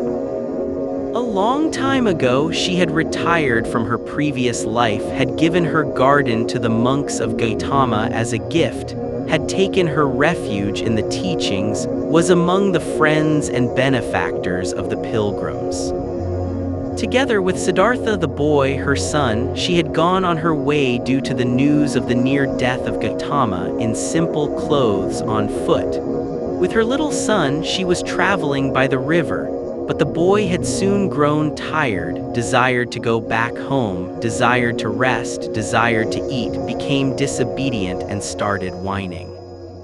KAMALA often had to take a rest with him. He was accustomed to having his way against her. She had to feed him, had to comfort him, had to scold him. He did not comprehend why he had to go on this exhausting and sad pilgrimage with his mother to an unknown place, to a stranger who was holy and about to die. So what if he died? How did this concern the boy? The pilgrims were getting close to Vasudeva's ferry, when little Siddhartha once again forced his mother to rest. She, KAMALA herself, had also become tired, and while the boy was chewing a banana, she crouched down on the ground, closed her eyes a bit and rested. But suddenly she uttered a wailing scream. The boy looked at her in fear and saw her face having grown pale from horror, and from under her dress a small black snake fled, by which KAMALA had been bitten. Hurriedly, they now both ran along the path in order to reach people and got near to the ferry. Their KAMALA collapsed and was not able to go any further. But the boy started crying miserably, only interrupting it to kiss and hug his mother, and she also joined his loud screams for help, until the sound reached Vasudeva's ears, who stood at the ferry. Quickly, he came walking, took the woman on his arms, carried her into the boat. The boy ran along, and soon they all reached the hut, where Siddhartha stood by the stove and was just lighting the fire. He looked up and first saw the boy's face, which wondrously reminded him of something, like a warning to remember something he had forgotten. Then he saw KAMALA, whom he instantly recognized, though she lay unconscious in the ferryman's arms, and now he knew that it was his own son, whose face had been such a warning reminder to him, and the heart stirred in his chest. KAMALA's wound was washed, but had already turned black and her body was swollen. She was made to drink a healing potion. Her consciousness returned. She lay on Siddhartha's bed in the hut, and bent over her stood Siddhartha, who used to love her so much. It seemed like a dream to her. With a smile, she looked at her friend's face. Just slowly she realized her situation, remembered the bite, called timidly for the boy. "He's with you, don't worry," said Siddhartha.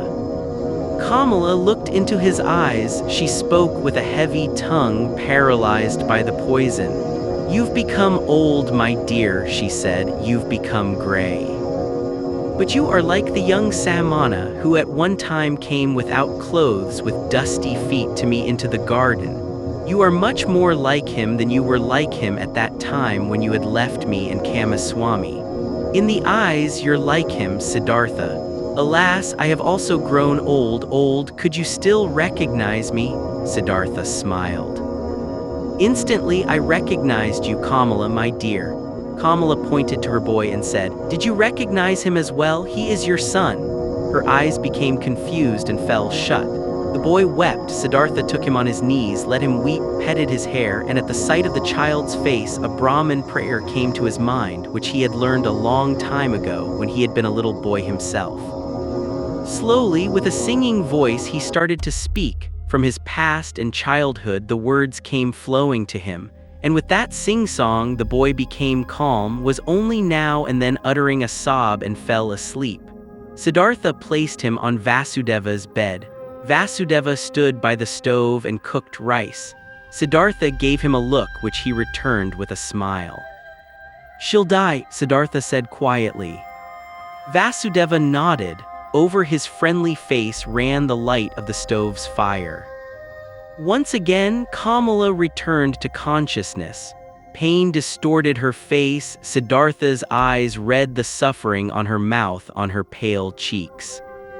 Quietly, he read it, attentively, waiting, his mind becoming one with her suffering. KAMALA felt it, her gaze sought his eyes. Looking at him, she said, "Now I see that your eyes have changed as well. They've become completely different. By what do I still recognize that you're Siddhartha? It's you, and it's not you." Siddhartha said nothing. Quietly, his eyes looked at hers. "You have achieved it," she asked. "You have found peace." He smiled and placed his hand on hers. "I'm seeing it," she said. "I'm seeing it. I too will find peace." "You have found it," Siddhartha spoke in a whisper. KAMALA never stopped looking into his eyes. She thought about her pilgrimage to Gotama, which she wanted to take in order to see the face of the perfected one, to breathe his peace, and she thought that she had now found him in his place, and that it was good, just as good as if she had seen the other one. She wanted to tell this to him, but the tongue no longer obeyed her will. Without speaking, she looked at him, and he saw the life fading from her eyes. When the final pain filled her eyes and made them grow dim, when the final shiver ran through her limbs, his finger closed her eyelids. For a long time, he sat and looked at her peacefully dead face. For a long time he observed her mouth, her old, tired mouth with those lips which had become thin, and he remembered that he used to, in the spring of his years, compare this mouth with a freshly cracked fig. For a long time he sat, red in the pale face, and the tired wrinkles filled himself with this sight, saw his own face lying in the same manner, just as white, just as quenched out, and saw at the same time his face and hers being young, with red lips, with fiery eyes, and the feeling of this both being present and at the same time real, the feeling of eternity, completely filled every aspect of his being. Deeply he felt, more deeply than ever before in this hour, the indestructibility of every life, the eternity of every moment. When he rose, Vasudeva had prepared rice for him, but Siddhartha did not eat. In the stable where their goats stood, the two old men prepared beds of straw for themselves, and Vasudeva lay himself down to sleep.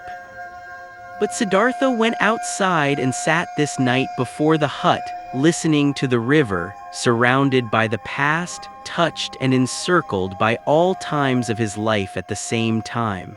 But occasionally he rose, stepped to the door of the hut, and listened whether the boy was sleeping. Early in the morning, even before the sun could be seen, Vasudeva came out of the stable and walked over to his friend. "You haven't slept," he said. "No, Vasudeva, I sat here, I was listening to the river. A lot it has told me, deeply it has filled me with the healing thought, with the thought of oneness." "You've experienced suffering, Siddhartha, but I see no sadness has entered your heart." "No, my dear, how should I be sad? I who have been rich and happy have become even richer and happier now. My son has been given to me.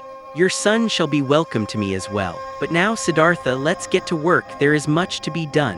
KAMALA has died on the same bed on which my wife had died a long time ago. Let us also build KAMALA's funeral pile on the same hill on which I had then built my wife's funeral pile. While the boy was still asleep, they built the funeral pile. Chapter 10. The Son. Timid and weeping, the boy had attended his mother's funeral. Gloomy and shy, he had listened to Siddhartha, who greeted him as his son and welcomed him at his place in Vasudeva's hut. Pale, he sat for many days by the hill of the dead, did not want to eat, gave no open look, did not open his heart, met his fate with resistance and denial. Siddhartha spared him and let him do as he pleased. He honored his mourning. Siddhartha understood that his son did not know him, that he could not love him like a father.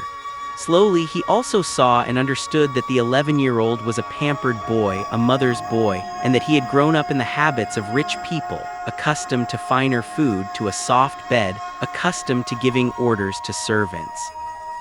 Siddhartha understood that the mourning, pampered child could not suddenly and willingly be content with a life among strangers and in poverty. He did not force him. He did many a chore for him, always picked the best piece of the meal for him. Slowly, he hoped to win him over by friendly patience. Rich and happy he had called himself when the boy had come to him. Since time had passed on in the meantime, and the boy remained a stranger and in a gloomy disposition, since he displayed a proud and stubbornly disobedient heart, did not want to do any work, did not pay his respect to the old men, stole from Vasudeva's fruit trees, then Siddhartha began to understand that his son had not brought him happiness and peace, but suffering and worry. But he loved him, and he preferred the suffering and worries of love over happiness and joy without the boy. Since young Siddhartha was in the hut, the old men had split the work. Vasudeva had again taken on the job of the ferryman all by himself, and Siddhartha, in order to be with his son, did the work in the hut and the field. For a long time, for long months, Siddhartha waited for his son to understand him, to accept his love, to perhaps reciprocate it. For long months, Vasudeva waited, waited, and said nothing. One day, when Siddhartha the younger had once again tormented his father very much with spite and an unsteadiness in his wishes and had broken both of his rice bowls, Vasudeva took in the evening his friend aside and talked to him.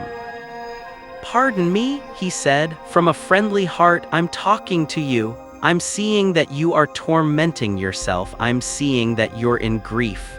Your son, my dear, is worrying you, and he is also worrying me. That young bird is accustomed to a different life, to a different nest. He has not, like you, run away from riches and the city, being disgusted and fed up with it. Against his will, he had to leave all this behind. I asked the river, O friend, many times I have asked it. But the river laughs, it laughs at me, it laughs at you and me, and is shaking with laughter at our foolishness. Water wants to join water, youth wants to join youth. Your son is not in the place where he can prosper. You too should ask the river, you too should listen to it." Troubled, Siddhartha looked into his friendly face, in the many wrinkles of which there was incessant cheerfulness. "How could I part with him?" he said quietly, ashamed. "Give me some more time, my dear. See, I'm fighting for him. I'm seeking to win his heart. With love and with friendly patience I intend to capture it. One day the river shall also talk to him. He also is called upon." Vasudeva's smile flourished more warmly. "Oh yes, he too is called upon. He too is of the eternal life. But do we, you and me, know what he is called upon to do, what path to take, what actions to perform, what pain to endure? Not a small one his pain will be. After all, his heart is proud and hard. People like this have to suffer a lot, do much injustice, burden themselves with much sin. Tell me, my dear, you're not taking control of your son's upbringing. You don't force him, you don't beat him, you don't punish him." "No, Vasudeva, I don't do anything of this. I knew it. You don't force him, don't beat him, don't give him orders, because you know that soft is stronger than hard, water stronger than rocks, love stronger than force." "Very good, I praise you, but aren't you mistaken in thinking that you wouldn't force him, wouldn't punish him? Don't you shackle him with your love? Don't you make him feel inferior every day, and don't you make it even harder on him with your kindness and patience? Don't you force him, the arrogant and pampered boy, to live in a hut with 2 old banana-eaters, to whom even rice is a delicacy, whose thoughts can't be his, whose hearts are old and quiet and beat in a different pace than his? Isn't he forced, isn't he punished by all this?" Troubled, Siddhartha looked to the ground. Quietly he asked, "What do you think should I do?" Quoth Vasudeva, "Bring him into the city, bring him into his mother's house, there'll still be servants around, give him to them. And when there aren't any around anymore, bring him to a teacher, not for the teaching's sake, but so that he shall be among other boys and among girls and in the world which is his own. Have you never thought of this?" "You're seeing into my heart," Siddhartha spoke sadly.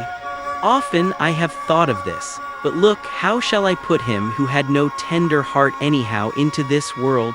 Won't he become exuberant? Won't he lose himself to pleasure and power? Won't he repeat all of his father's mistakes? Won't he perhaps get entirely lost in Sansara?"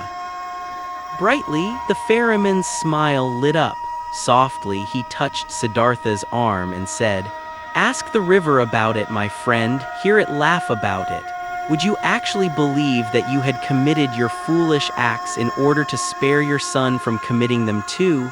And could you in any way protect your son from Sansara? How could you? By means of teachings, prayer, admonition? My dear, have you entirely forgotten that story containing so many lessons, that story about Siddhartha, a Brahmin's son, which you once told me here on this very spot? Who has kept the Samana Siddhartha safe from Sansara, from sin, from greed, from foolishness? Were his father's religious devotion, his teacher's warnings, his own knowledge, his own search able to keep him safe? Which father, which teacher had been able to protect him from living his life for himself, from soiling himself with life, from burdening himself with guilt, from drinking the bitter drink for himself, from finding his path for himself? Would you think, my dear, anybody might perhaps be spared from taking this path? That perhaps your little son would be spared because you love him, because you would like to keep him from suffering and pain and disappointment.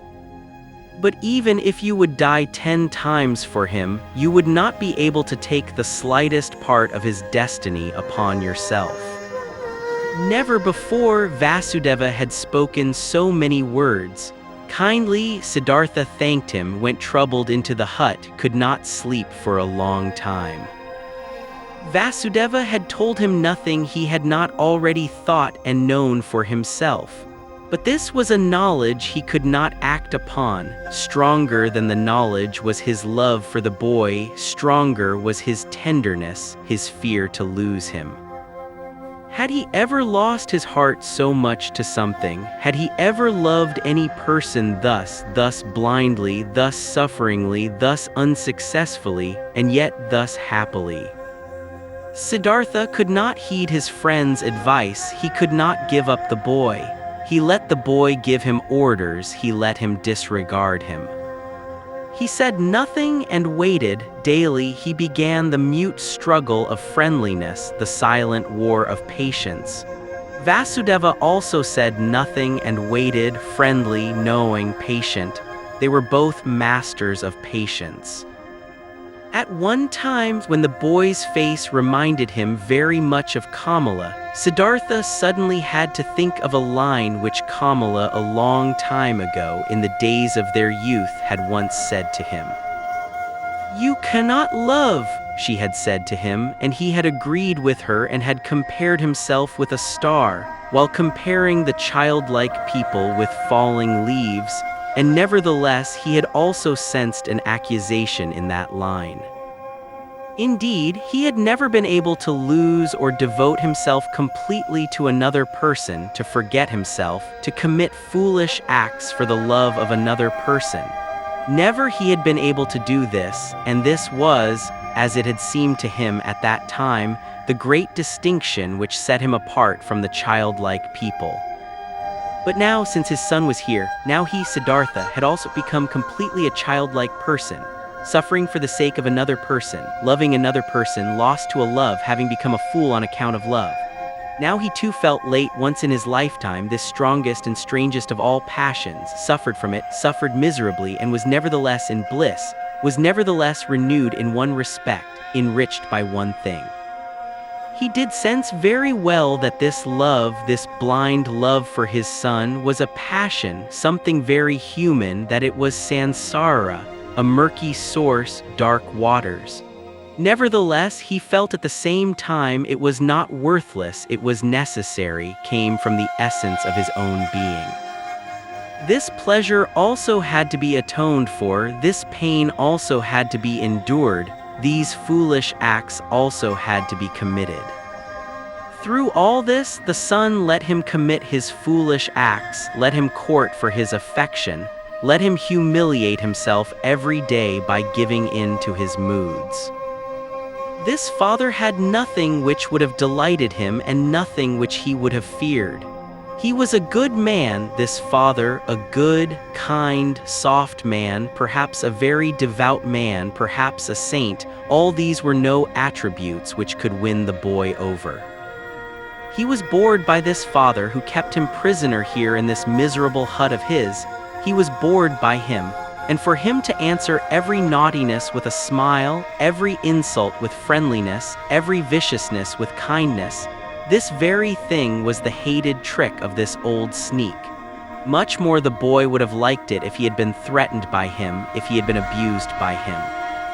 A day came when what young Siddhartha had on his mind came bursting forth, and he openly turned against his father.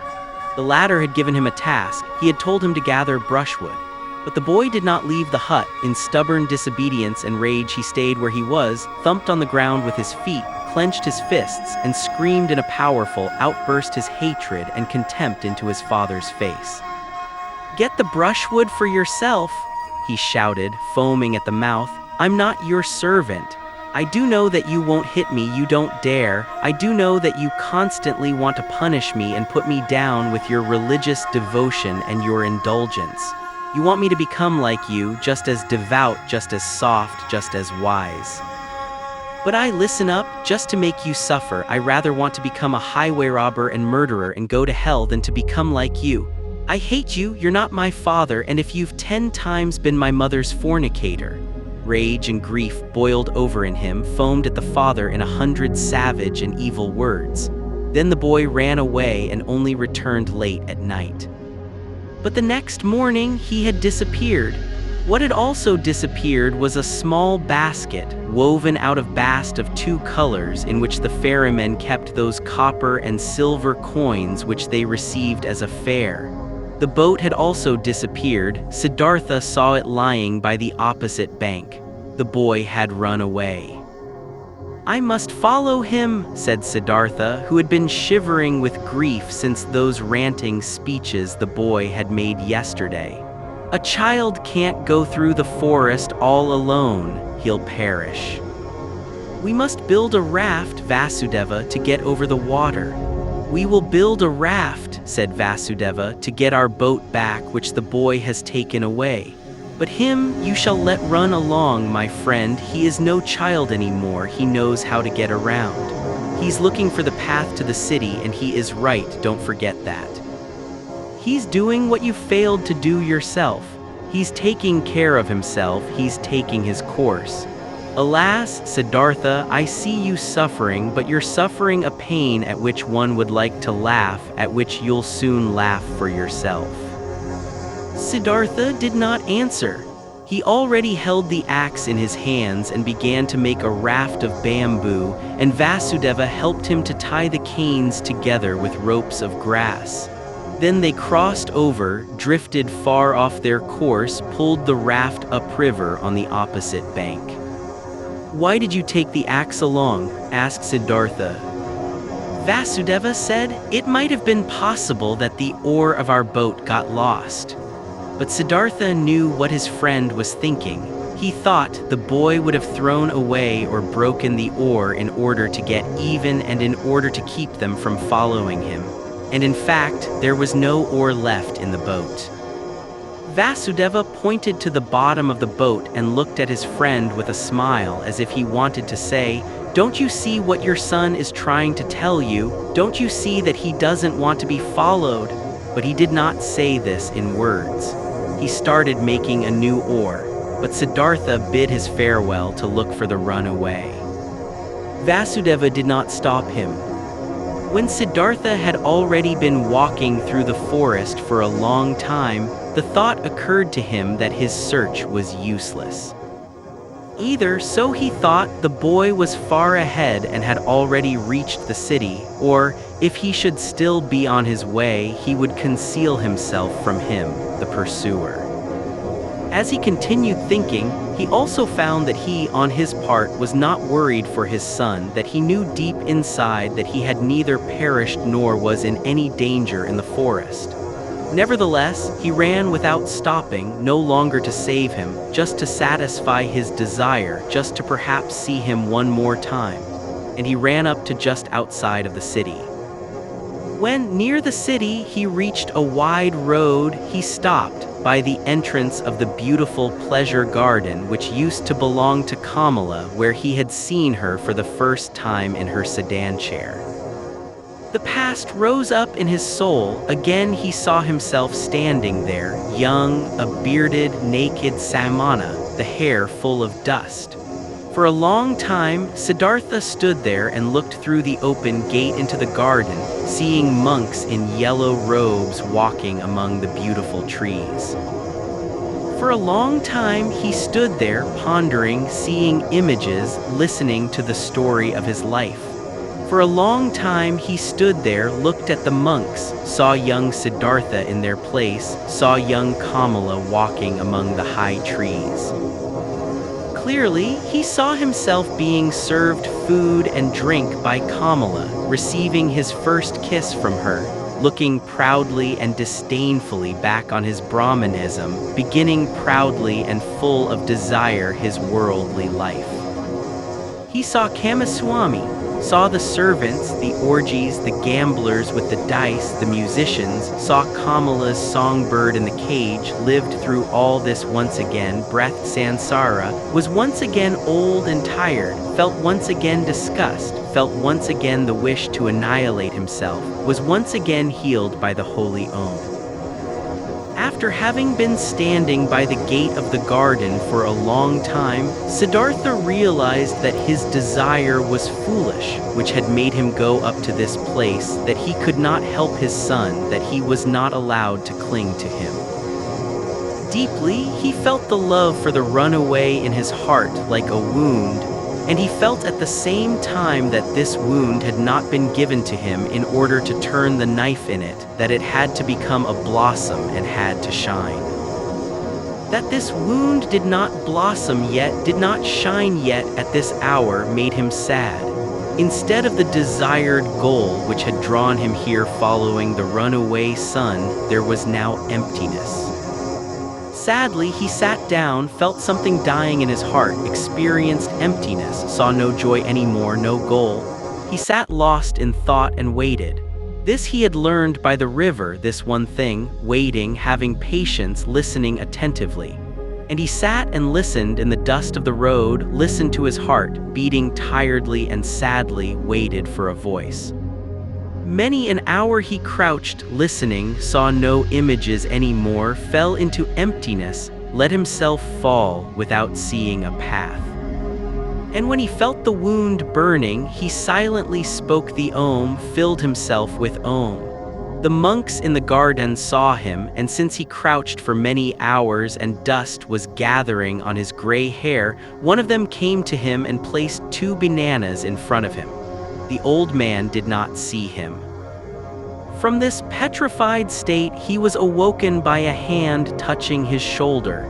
Instantly, he recognized this touch, this tender, bashful touch, and regained his senses. He rose and greeted Vasudeva, who had followed him.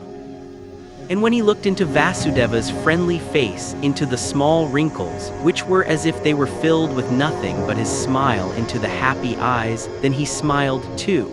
Now he saw the bananas lying in front of him, picked them up, gave one to the ferryman, ate the other one himself. After this, he silently went back into the forest with Vasudeva, returned home to the ferry. Neither one talked about what had happened today, neither one mentioned the boy's name, neither one spoke about him running away, neither one spoke about the wound. In the hut, Siddhartha lay down on his bed, and when after a while Vasudeva came to him to offer him a bowl of coconut milk, he already found him asleep. Chapter 11 For a long time, the wound continued to burn. Many a traveler Siddhartha had to ferry across the river who was accompanied by a son or a daughter, and he saw none of them without envying him, without thinking. So many thousands possess this sweetest of good fortunes, why don't I? Even bad people, even thieves and robbers have children and love them and are being loved by them all except for me. Thus simply, thus without reason he now thought, thus similar to the childlike people he had become. Differently than before, he now looked upon people, less smart, less proud, but instead warmer, more curious, more involved. When he ferried travelers of the ordinary kind, childlike people, businessmen, warriors, women, these people did not seem alien to him as they used to. He understood them, he understood and shared their life, which was not guided by thoughts and insight, but solely by urges and wishes. He felt like them. Though he was near perfection and was bearing his final wound, it still seemed to him as if those childlike people were his brothers. Their vanities, desires for possession, and ridiculous aspects were no longer ridiculous to him, became understandable, became lovable, even became worthy of veneration to him. The blind love of a mother for her child, the stupid, blind pride of a conceited father for his only son, the blind, wild desire of a young, vain woman for jewelry and admiring glances from men. All of these urges, all of this childish stuff, all of these simple, foolish, but immensely strong, strongly living, strongly prevailing urges and desires were now no childish notions for Siddhartha anymore. He saw people living for their sake, saw them achieving infinitely much for their sake, traveling, conducting wars, suffering infinitely much, bearing infinitely much, and he could love them for it. He saw life, that what is alive, the indestructible, the Brahmin in each of their passions, each of their acts. Worthy of love and admiration were these people in their blind loyalty, their blind strength and tenacity. They lacked nothing, there was nothing the knowledgeable one, the thinker, had to put him above them except for one little thing, a single, tiny, small thing, the consciousness, the conscious thought of the oneness of all life.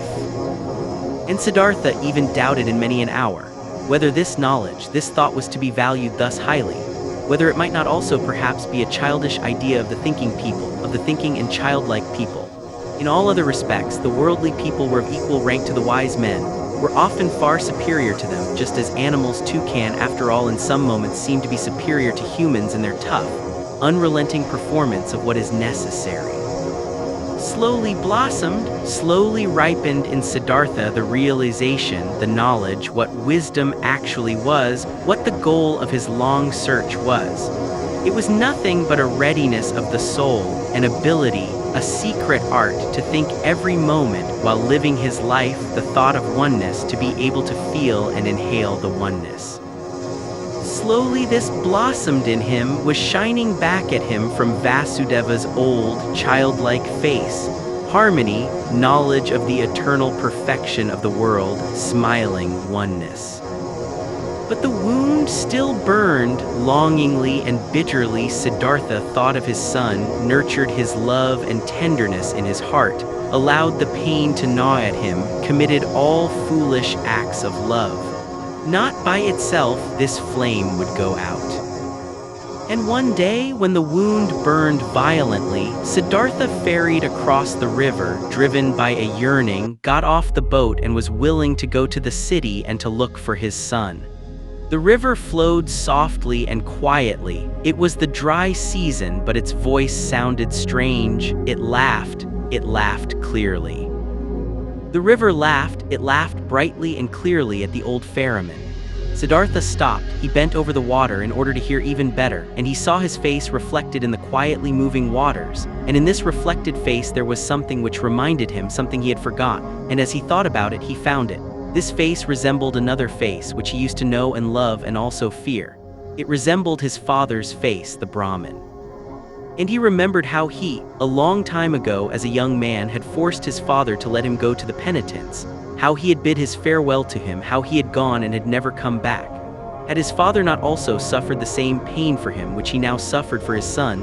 Had his father not long since died alone without having seen his son again? Did he not have to expect the same fate for himself? Was it not a comedy, a strange and stupid matter, this repetition, this running around in a fateful circle? The river laughed. Yes, so it was. Everything came back which had not been suffered and solved up to its end. The same pain was suffered over and over again. But Siddhartha went back into the boat and ferried back to the hut, thinking of his father, thinking of his son, laughed at by the river, at odds with himself, tending towards despair, and not less tending towards laughing along at himself and the entire world. Alas, the wound was not blossoming yet, his heart was still fighting his fate, cheerfulness and victory were not yet shining from his suffering. Nevertheless, he felt hope, and once he had returned to the hut, he felt an undefeatable desire to open up to Vasudeva, to show him everything, the master of listening, to say everything. Vasudeva was sitting in the hut and weaving a basket.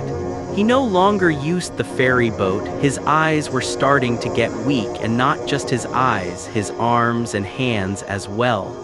Unchanged and flourishing was only the joy and the cheerful benevolence of his face.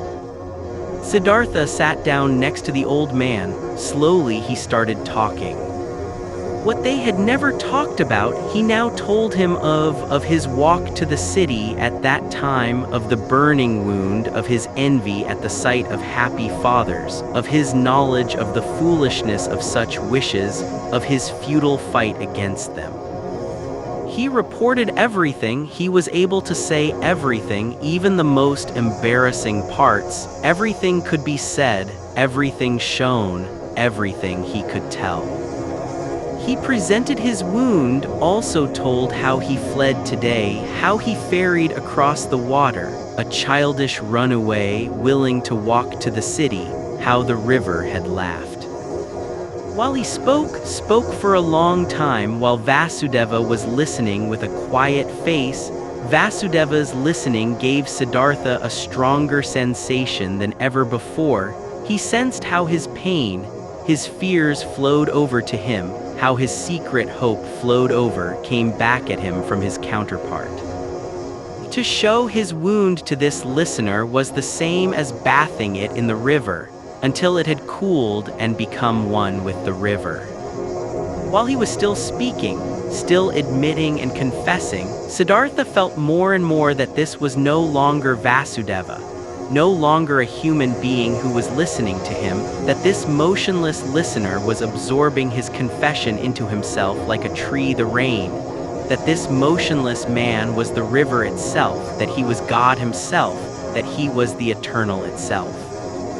And while Siddhartha stopped thinking of himself and his wound, this realization of Vasudeva's changed character took possession of him, and the more he felt it and entered into it, the less wondrous it became. The more he realized that everything was in order and natural, that Vasudeva had already been like this for a long time, almost forever, that only he had not quite recognized it, yes, that he himself had almost reached the same state. He felt that he was now seeing old Vasudeva as the people see the gods, and that this could not last. In his heart, he started bidding his farewell to Vasudeva. Throughout all this, he talked incessantly. When he had finished talking, Vasudeva turned his friendly eyes, which had grown slightly weak at him, said nothing, let his silent love and cheerfulness, understanding and knowledge shine at him. He took Siddhartha's hand, led him to the seat by the bank, sat down with him, smiled at the river. You've heard it laughed, he said, but you haven't heard everything. Let's listen, you'll hear more. They listened. Softly sounded the river, singing in many voices. Siddhartha looked into the water, and images appeared to him in the moving water. His father appeared lonely, mourning for his son. He himself appeared lonely, he also being tied with the bondage of yearning to his distant son. His son appeared lonely as well, the boy greedily rushing along the burning course of his young wishes, each one heading for his goal, each one obsessed by the goal, each one suffering. The river sang with a voice of suffering, longingly it sang, longingly it flowed towards its goal, lamentingly its voice sang. Do you hear? Vasudeva's mute gaze asked. Siddhartha nodded. Listen better, Vasudeva whispered. Siddhartha made an effort to listen better. The image of his father, his own image, the image of his son merged. KAMALA's image also appeared and was dispersed, and the image of Govinda and other images, and they merged with each other, turned all into the river, headed all being the river for the goal, longing, desiring, suffering, and the river's voice sounded full of yearning, full of burning woe, full of unsatisfiable desire. For the goal the river was heading. Siddhartha saw it hurrying, the river, which consisted of him and his loved ones and of all people he had ever seen. All of these waves and waters were hurrying, suffering towards goals, many goals, the waterfall, the lake, the rapids, the sea, and all goals were reached. And every goal was followed by a new one, and the water turned into vapor and rose to the sky, turned into rain and poured down from the sky, turned into a source, a stream, a river. Headed forward once again, flowed on once again. But the longing voice had changed. It still resounded, full of suffering, searching, but other voices joined it, voices of joy and of suffering, good and bad voices, laughing and sad ones, 100 voices, 1,000 voices. Siddhartha listened. He was now nothing but a listener, completely concentrated on listening, completely empty. He felt that he had now finished learning to listen. Often before he had heard all this, these many voices in the river, today it sounded new. Already he could no longer tell the many voices apart, not the happy ones from the weeping ones, not the ones of children from those of men. They all belonged together. The lamentation of yearning and the laughter of the knowledgeable one, the scream of rage and the moaning of the dying ones, everything was one, everything was intertwined and connected, entangled 1,000 times. And everything together, all voices, all goals, all yearning, all suffering, all pleasure, all that was good and evil, all of this together was the world. All of it together was the flow of events, was the music of life. And when Siddhartha was listening attentively to this river, this song of 1,000 voices, when he neither listened to the suffering nor the laughter, when he did not tie his soul to any particular voice and submerged his self into it, but when he heard them all, perceived the whole, the oneness, then the great song of the 1,000 voices consisted of a single word, which was Om, the perfection. "Do you hear?" Vasudeva's gaze asked again. Brightly, Vasudeva's smile was shining, floating radiantly over all the wrinkles of his old face, as the Om was floating in the air over all the voices of the river.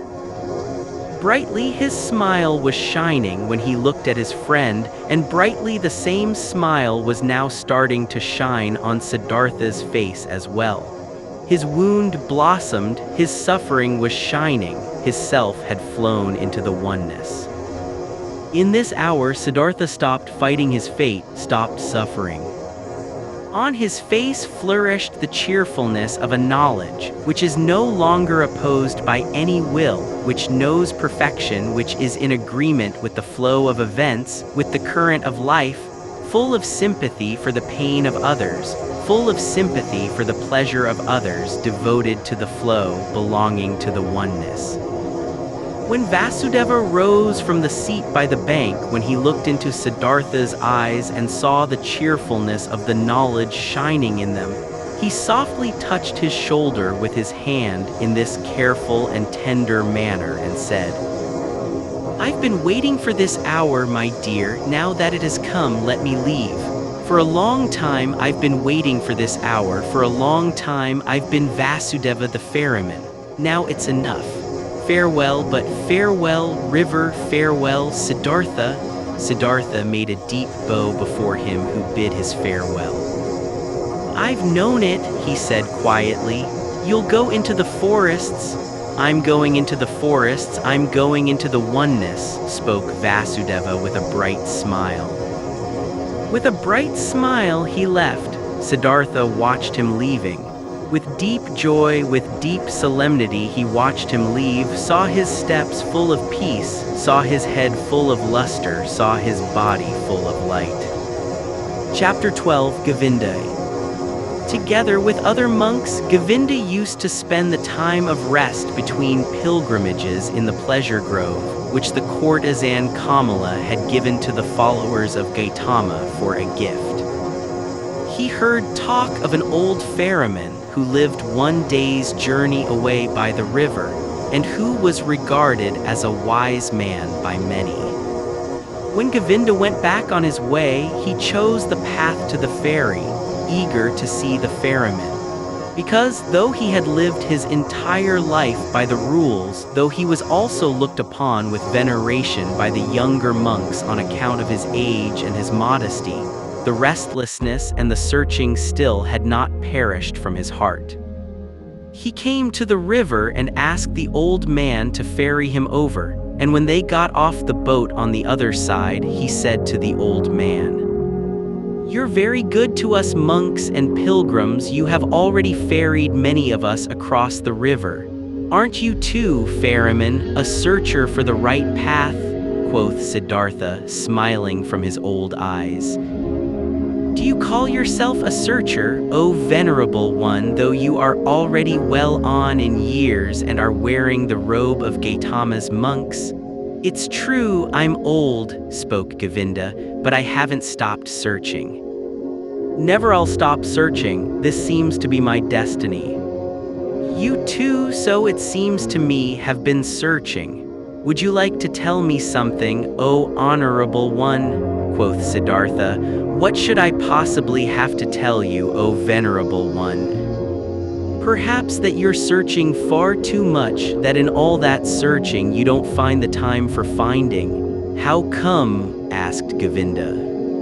When someone is searching, said Siddhartha, then it might easily happen that the only thing his eyes still see is that what he searches for, that he is unable to find anything, to let anything enter his mind, because he always thinks of nothing but the object of his search, because he has a goal, because he is obsessed by the goal. Searching means having a goal. But finding means being free, being open, having no goal. You, O venerable one, are perhaps indeed a searcher, because, striving for your goal, there are many things you don't see which are directly in front of your eyes. I don't quite understand yet, asked Govinda. What do you mean by this? Quoth Siddhartha.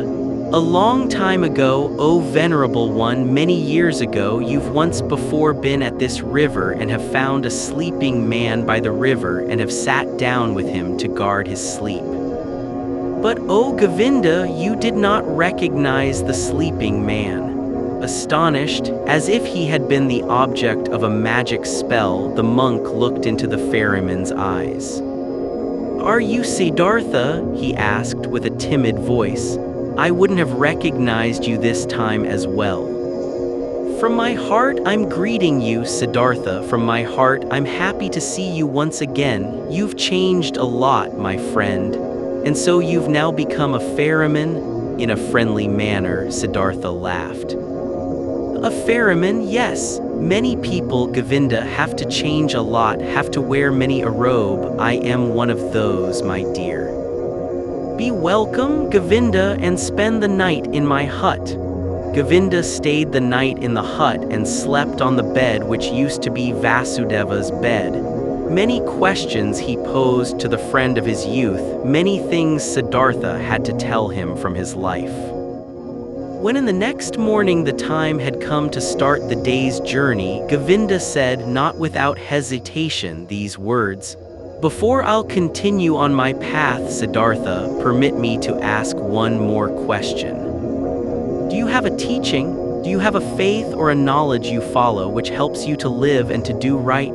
Quoth Siddhartha. You know, my dear, that I already as a young man, in those days when we lived with the penitents in the forest, started to distrust teachers and teachings and to turn my back to them. I have stuck with this. Nevertheless, I have had many teachers since then.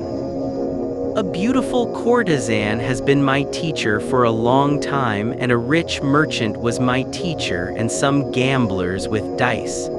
Once, even a follower of Buddha, traveling on foot, has been my teacher. He sat with me when I had fallen asleep in the forest on the pilgrimage. I've also learned from him. I'm also grateful to him, very grateful. But most of all, I have learned here from this river and from my predecessor, the ferryman Vasudeva. He was a very simple person, Vasudeva. He was no thinker, but he knew what is necessary just as well as Gotama. He was a perfect man, a saint. Govinda said, Still, O Siddhartha, you love a bit to mock people, as it seems to me. I believe in you and know that you haven't followed a teacher. But haven't you found something by yourself? Though you found no teachings, you still found certain thoughts, certain insights which are your own and which help you to live. If you would like to tell me some of these, you would delight my heart. Quoth Siddhartha, I've had thoughts, yes, and insight again and again. Sometimes for an hour or for an entire day, I have felt knowledge in me, as one would feel life in one's heart. There have been many thoughts, but it would be hard for me to convey them to you. Look, my dear Govinda, this is one of my thoughts which I have found. Wisdom cannot be passed on. Wisdom which a wise man tries to pass on to someone always sounds like foolishness. Are you kidding? Asked Govinda. I'm not kidding, I'm telling you what I've found. Knowledge can be conveyed, but not wisdom. It can be found, it can be lived, it is possible to be carried by it, miracles can be performed with it, but it cannot be expressed in words and taught. This was what I, even as a young man, sometimes suspected, what has driven me away from the teachers. I have found a thought, Govinda, which you'll again regard as a joke or foolishness, but which is my best thought. It says, the opposite of every truth is just as true. That's like this. Any truth can only be expressed and put into words when it is one-sided. Everything is one-sided, which can be thought with thoughts and said with words. It's all one-sided, all just one half, all lacks completeness, roundness, oneness. When the exalted Gotama spoke in his teachings of the world, he had to divide it into Sansara and Nirvana, into deception and truth, into suffering and salvation. It cannot be done differently, there is no other way for him who wants to teach. But the world itself, what exists around us and inside of us, is never one-sided. A person or an act is never entirely Sansara or entirely Nirvana. A person is never entirely holy or entirely sinful. It does really seem like this because we are subject to deception as if time was something real. Time is not real, Govinda. I have experienced this often and often again. And if time is not real, then the gap which seems to be between the world and the eternity, between suffering and blissfulness, between evil and good, is also a deception. How come? Asked Govinda timidly. Listen well, my dear, listen well. The sinner which I am and which you are is a sinner, but in times to come he will be Brahma again, he will reach the Nirvana, will be Buddha, and now see, these times to come are a deception, are only a parable. The sinner is not on his way to become a Buddha, he is not in the process of developing, though our capacity for thinking does not know how else to picture these things. No, within the sinner is now and today already the future Buddha. His future is already all there. You have to worship in him, in you, in everyone, the Buddha which is coming into being, the possible, the hidden Buddha. The world, my friend Govinda, is not imperfect or on a slow path towards perfection. No, it is perfect in every moment. All sin already carries the divine forgiveness in itself. All small children already have the old person in themselves. All infants already have death. All dying people the eternal life. It is not possible for any person to see how far another one has already progressed on his path. In the robber and dice gambler, the Buddha is waiting. In the Brahmin, the robber is waiting. In deep meditation, there is the possibility to put time out of existence, to see all life which was, is, and will be as if it was simultaneous, and there everything is good, everything is perfect, everything is Brahmin. Therefore, I see whatever exists as good. Death is to me like life, sin like holiness, wisdom like foolishness. Everything has to be as it is. Everything only requires my consent, only my willingness, my loving agreement to be good for me, to do nothing but work for my benefit, to be unable to ever harm me. I have experienced on my body and on my soul that I needed sin very much. I needed lust, the desire for possessions, vanity, and needed the most shameful despair. In order to learn how to give up all resistance, in order to learn how to love the world, in order to stop comparing it to some world I wished, I imagined some kind of perfection I had made up, but to leave it as it is and to love it and to enjoy being a part of it. These, O Govinda, are some of the thoughts which have come into my mind. Siddhartha bent down, picked up a stone from the ground, and weighed it in his hand. This here, he said, playing with it, is a stone and will, after a certain time, perhaps turn into soil and will turn from soil into a plant or animal or human being. In the past, I would have said, this stone is just a stone, it is worthless, it belongs to the world of the Maya. but because it might be able to become also a human being and a spirit in the cycle of transformations, therefore I also grant it importance. Thus I would perhaps have thought in the past, but today I think, this stone is a stone. It is also animal, it is also God, it is also Buddha. I do not venerate and love it because it could turn into this or that, but rather because it is already and always everything. And it is this very fact that it is a stone that it appears to me now and today as a stone. This is why I love it and see worth and purpose in each of its veins and cavities, in the yellow, in the gray, in the hardness, in the sound it makes when I knock at it, in the dryness or wetness of its surface. There are stones which feel like oil or soap, and others like leaves, others like sand, and everyone is special and praise the Om in its own way. Each one is Brahmin, but simultaneously and just as much it is a stone, is oily or juicy, and this is the very fact which I like and regard as wonderful and worthy of worship. But let me speak no more of this. The words are not good for the secret meaning. Everything always becomes a bit different as soon as it is put into words, gets distorted a bit silly. Yes, and this is also very good and I like it a lot. I also very much agree with this, that this what is one man's treasure and wisdom always sounds like foolishness to another person. Govinda listened silently. Why have you told me this about the stone? He asked hesitantly after a pause. I did it without any specific intention, or perhaps what I meant was that I love this very stone and the river and all these things we are looking at and from which we can learn. I can love a stone, Govinda, and also a tree or a piece of bark. These are things and things can be loved, but I cannot love words. Therefore, teachings are no good for me. They have no hardness, no softness, no colors, no edges, no smell, no taste. They have nothing but words. Perhaps it is these which keep you from finding peace. Perhaps it is the many words. Because salvation and virtue as well, Sansara and Nirvana as well, are mere words, Govinda. There is no thing which would be Nirvana, there is just the word Nirvana.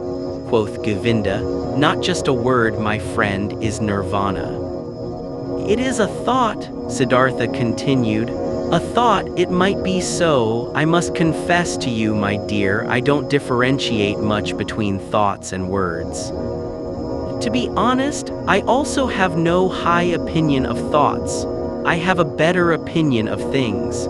Here on this ferry boat, for instance, a man has been my predecessor and teacher, a holy man who has for many years simply believed in the river, nothing else. He had noticed that the river spoke to him, he learned from it, it educated and taught him. The river seemed to be a god to him. For many years he did not know that every wind, every cloud, every bird, every beetle was just as divine and knows just as much and can teach just as much as the worshipped river. But when this holy man went into the forests, he knew everything, knew more than you and me, without teachers, without books, only because he had believed in the river, Govinda said. But is that what you call things, actually something real, something which has existence? Isn't it just a deception of the Maya, just an image and illusion? Your stone, your tree, your river, are they actually a reality? This too, spoke Siddhartha, I do not care very much about. Let the things be illusions or not, after all I would then also be an illusion and thus they are always like me. This is what makes them so dear and worthy of veneration for me. They are like me, therefore I can love them. And this is now a teaching you will laugh about. Love, O Govinda, seems to me to be the most important thing of all. To thoroughly understand the world, to explain it, to despise it, may be the thing great thinkers do. But I'm only interested in being able to love the world, not to despise it, not to hate it and me, to be able to look upon it and me and all beings with love and admiration and great respect. This I understand, spoke Govinda, but this very thing was discovered by the Exalted One to be a deception. He commands benevolence, clemency, sympathy, tolerance, but not love. He forbade us to tie our heart in love to earthly things.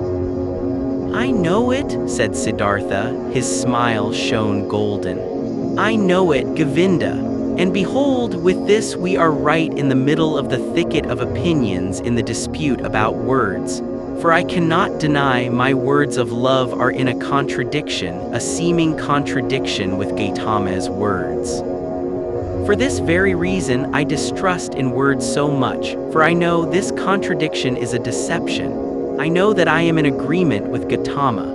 How should he not know love, he who has discovered all elements of human existence in their transitoriness, in their meaninglessness, and yet loved people thus much to use a long, laborious life only to help them, to teach them? Even with him, even with your great teacher, I prefer the thing over the words, place more importance on his acts and life than on his speeches, more on the gestures of his hand than his opinions. Not in his speech, not in his thoughts, I see his greatness, only in his actions, in his life. For a long time, the two old men said nothing. Then spoke Govinda while bowing for a farewell. I thank you, Siddhartha, for telling me some of your thoughts. They are partially strange thoughts, not all have been instantly understandable to me. This being as it may, I thank you and I wish you to have calm days. But secretly he thought to himself, this Siddhartha is a bizarre person, he expresses bizarre thoughts, his teachings sound foolish. So differently sound the Exalted One's pure teachings, clearer, purer, more comprehensible, nothing strange, foolish, or silly is contained in them. But different from his thoughts seemed to me Siddhartha's hands and feet, his eyes, his forehead, his breath, his smile, his greeting, his walk. Never again, after our exalted Gotama has become one with the nirvana, never since then have I met a person of whom I felt, this is a holy man. Only him, this Siddhartha, I have found to be like this. May his teachings be strange, may his words sound foolish. Out of his gaze and his hand, his skin and his hair, out of every part of him shines a purity, shines a calmness, shines a cheerfulness and mildness and holiness, which I have seen in no other person since the final death of our exalted teacher. As Govinda thought like this, and there was a conflict in his heart, he once again bowed to Siddhartha, drawn by love. Deeply he bowed to him who was calmly sitting. Siddhartha, he spoke, we have become old men. It is unlikely for one of us to see the other again in this incarnation. I see, beloved, that you have found peace. I confess that I haven't found it. Tell me, O honorable one more word, give me something on my way which I can grasp, which I can understand. Give me something to be with me on my path. It is often hard, my path, often dark, Siddhartha. Siddhartha said nothing and looked at him with the ever unchanged, quiet smile. Govinda stared at his face with fear, with yearning, suffering, and the eternal search was visible in his look, eternal not finding. Siddhartha saw it and smiled.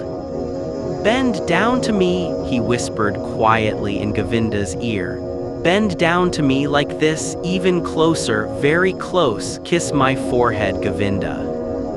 But while Govinda with astonishment and yet drawn by great love and expectation obeyed his words, bent down closely to him and touched his forehead with his lips, something miraculous happened to him. While his thoughts were still dwelling on Siddhartha's wondrous words, while he was still struggling in vain and with reluctance to think away time, to imagine nirvana and sansara as one, while even a certain contempt for the words of his friend was fighting in him against an immense love and veneration, this happened to him. He no longer saw the face of his friend Siddhartha. Instead, he saw other faces, many, a long sequence, a flowing river of faces, of hundreds, of thousands, which all came and disappeared, And yet all seemed to be there simultaneously, which all constantly changed and renewed themselves, and which were still all Siddhartha.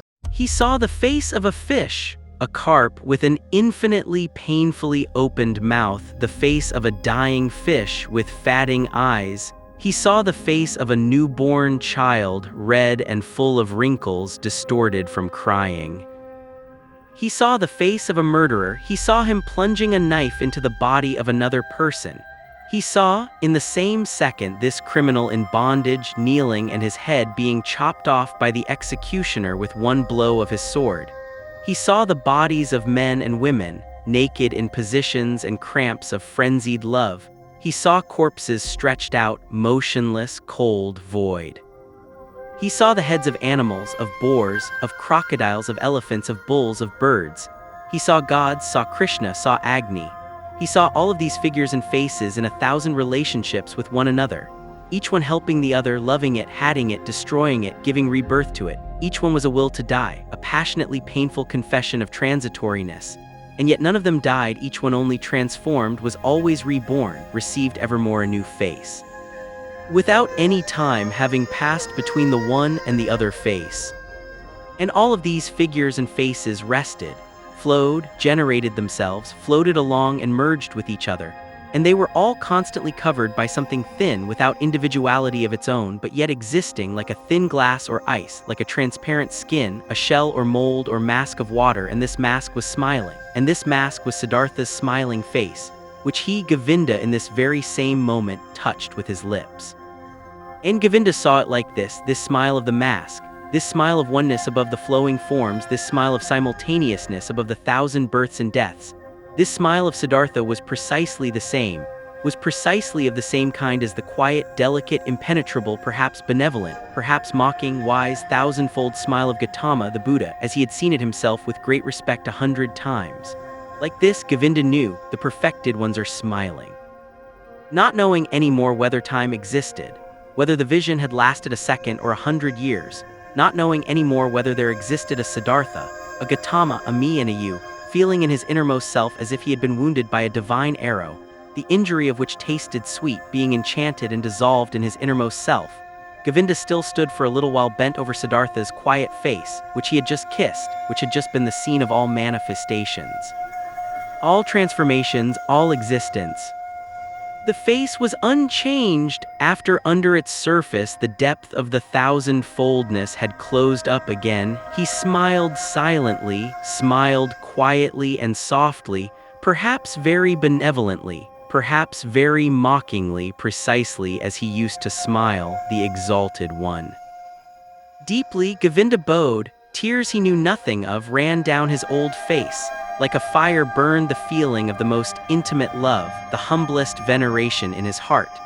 Deeply he bowed, touching the ground before him who was sitting motionlessly, whose smile reminded him of everything he had ever loved in his life, what had ever been valuable and holy to him in his life. Review. Hermann Hesse, born in 1877 in the small town of Kalwa, Germany, was a Swiss-German writer whose works primarily explore themes of inner exploration, spiritual growth, and the harmonization of Eastern philosophy with Western civilization. Hesse exhibited a passion for literature from a young age, and the psychological conflicts and wanderings he experienced during his youth deeply influenced his writing. He gained fame in the early 20th century with several novels and was awarded the Nobel Prize in Literature in 1946, recognizing his literary achievements. One of Hesse's most notable works, Siddhartha, published in 1922, is a novel that follows the spiritual journey of a young man based on the life and teachings of the Buddha. The protagonist, Siddhartha, is a young Brahmin who is dissatisfied with traditional religious teachings and practices and sets out on a quest for deeper truths. Initially, Siddhartha joins a group of ascetics, the Samanas, engaging in extreme self-denial and meditation in an attempt to achieve enlightenment, but he soon realizes that these methods do not lead to true enlightenment. Siddhartha encounters the Buddha Gotama and listens to his teachings, but he finds that even the Buddha's wisdom does not provide him with the ultimate answer. He recognizes that while the Buddha's teachings are perfectly logical and clear, they alone cannot lead to true enlightenment. Siddhartha then immerses himself in a worldly life, indulging in wealth and pleasure, but this too fails to satisfy him. Eventually, he abandons everything and finds himself by a river where he lives with the ferryman Vasudeva, learning from the river and ultimately achieving true enlightenment. In this novel, Hesse delves deeply into the themes of inner exploration and spiritual growth. Siddhartha's journey is not just a personal quest for salvation, but also an exploration of the fundamental nature of all existence and the ultimate truth of the universe. Hesse combines Eastern philosophical concepts, particularly those from Buddhism and Hinduism, with Western individualism to offer readers a new perspective on true happiness and liberation. Siddhartha holds profound implications for human civilization and religion. Hesse uses the novel to bridge the gap between traditional religious teachings and modern individualism. He emphasizes the interconnectedness and interdependence of all beings, suggesting that true enlightenment involves not only personal spiritual growth, but also a harmonious coexistence with all life. The novel also provides insights into the nature of time and change, highlighting that accepting the constant flux of life is the path to true peace and freedom. Ultimately, Siddhartha explores how individuals can discover their true selves, and through this discovery, reconcile with the world and recognize the interconnectedness of all beings. Hesse's work serves as a reminder of the importance of self-reflection and inner exploration, conveying that true happiness and enlightenment stem not from external achievements but from inner peace and understanding. The novel goes beyond a simple spiritual journey, offering a profound philosophical reflection on the universal truths shared by all humanity.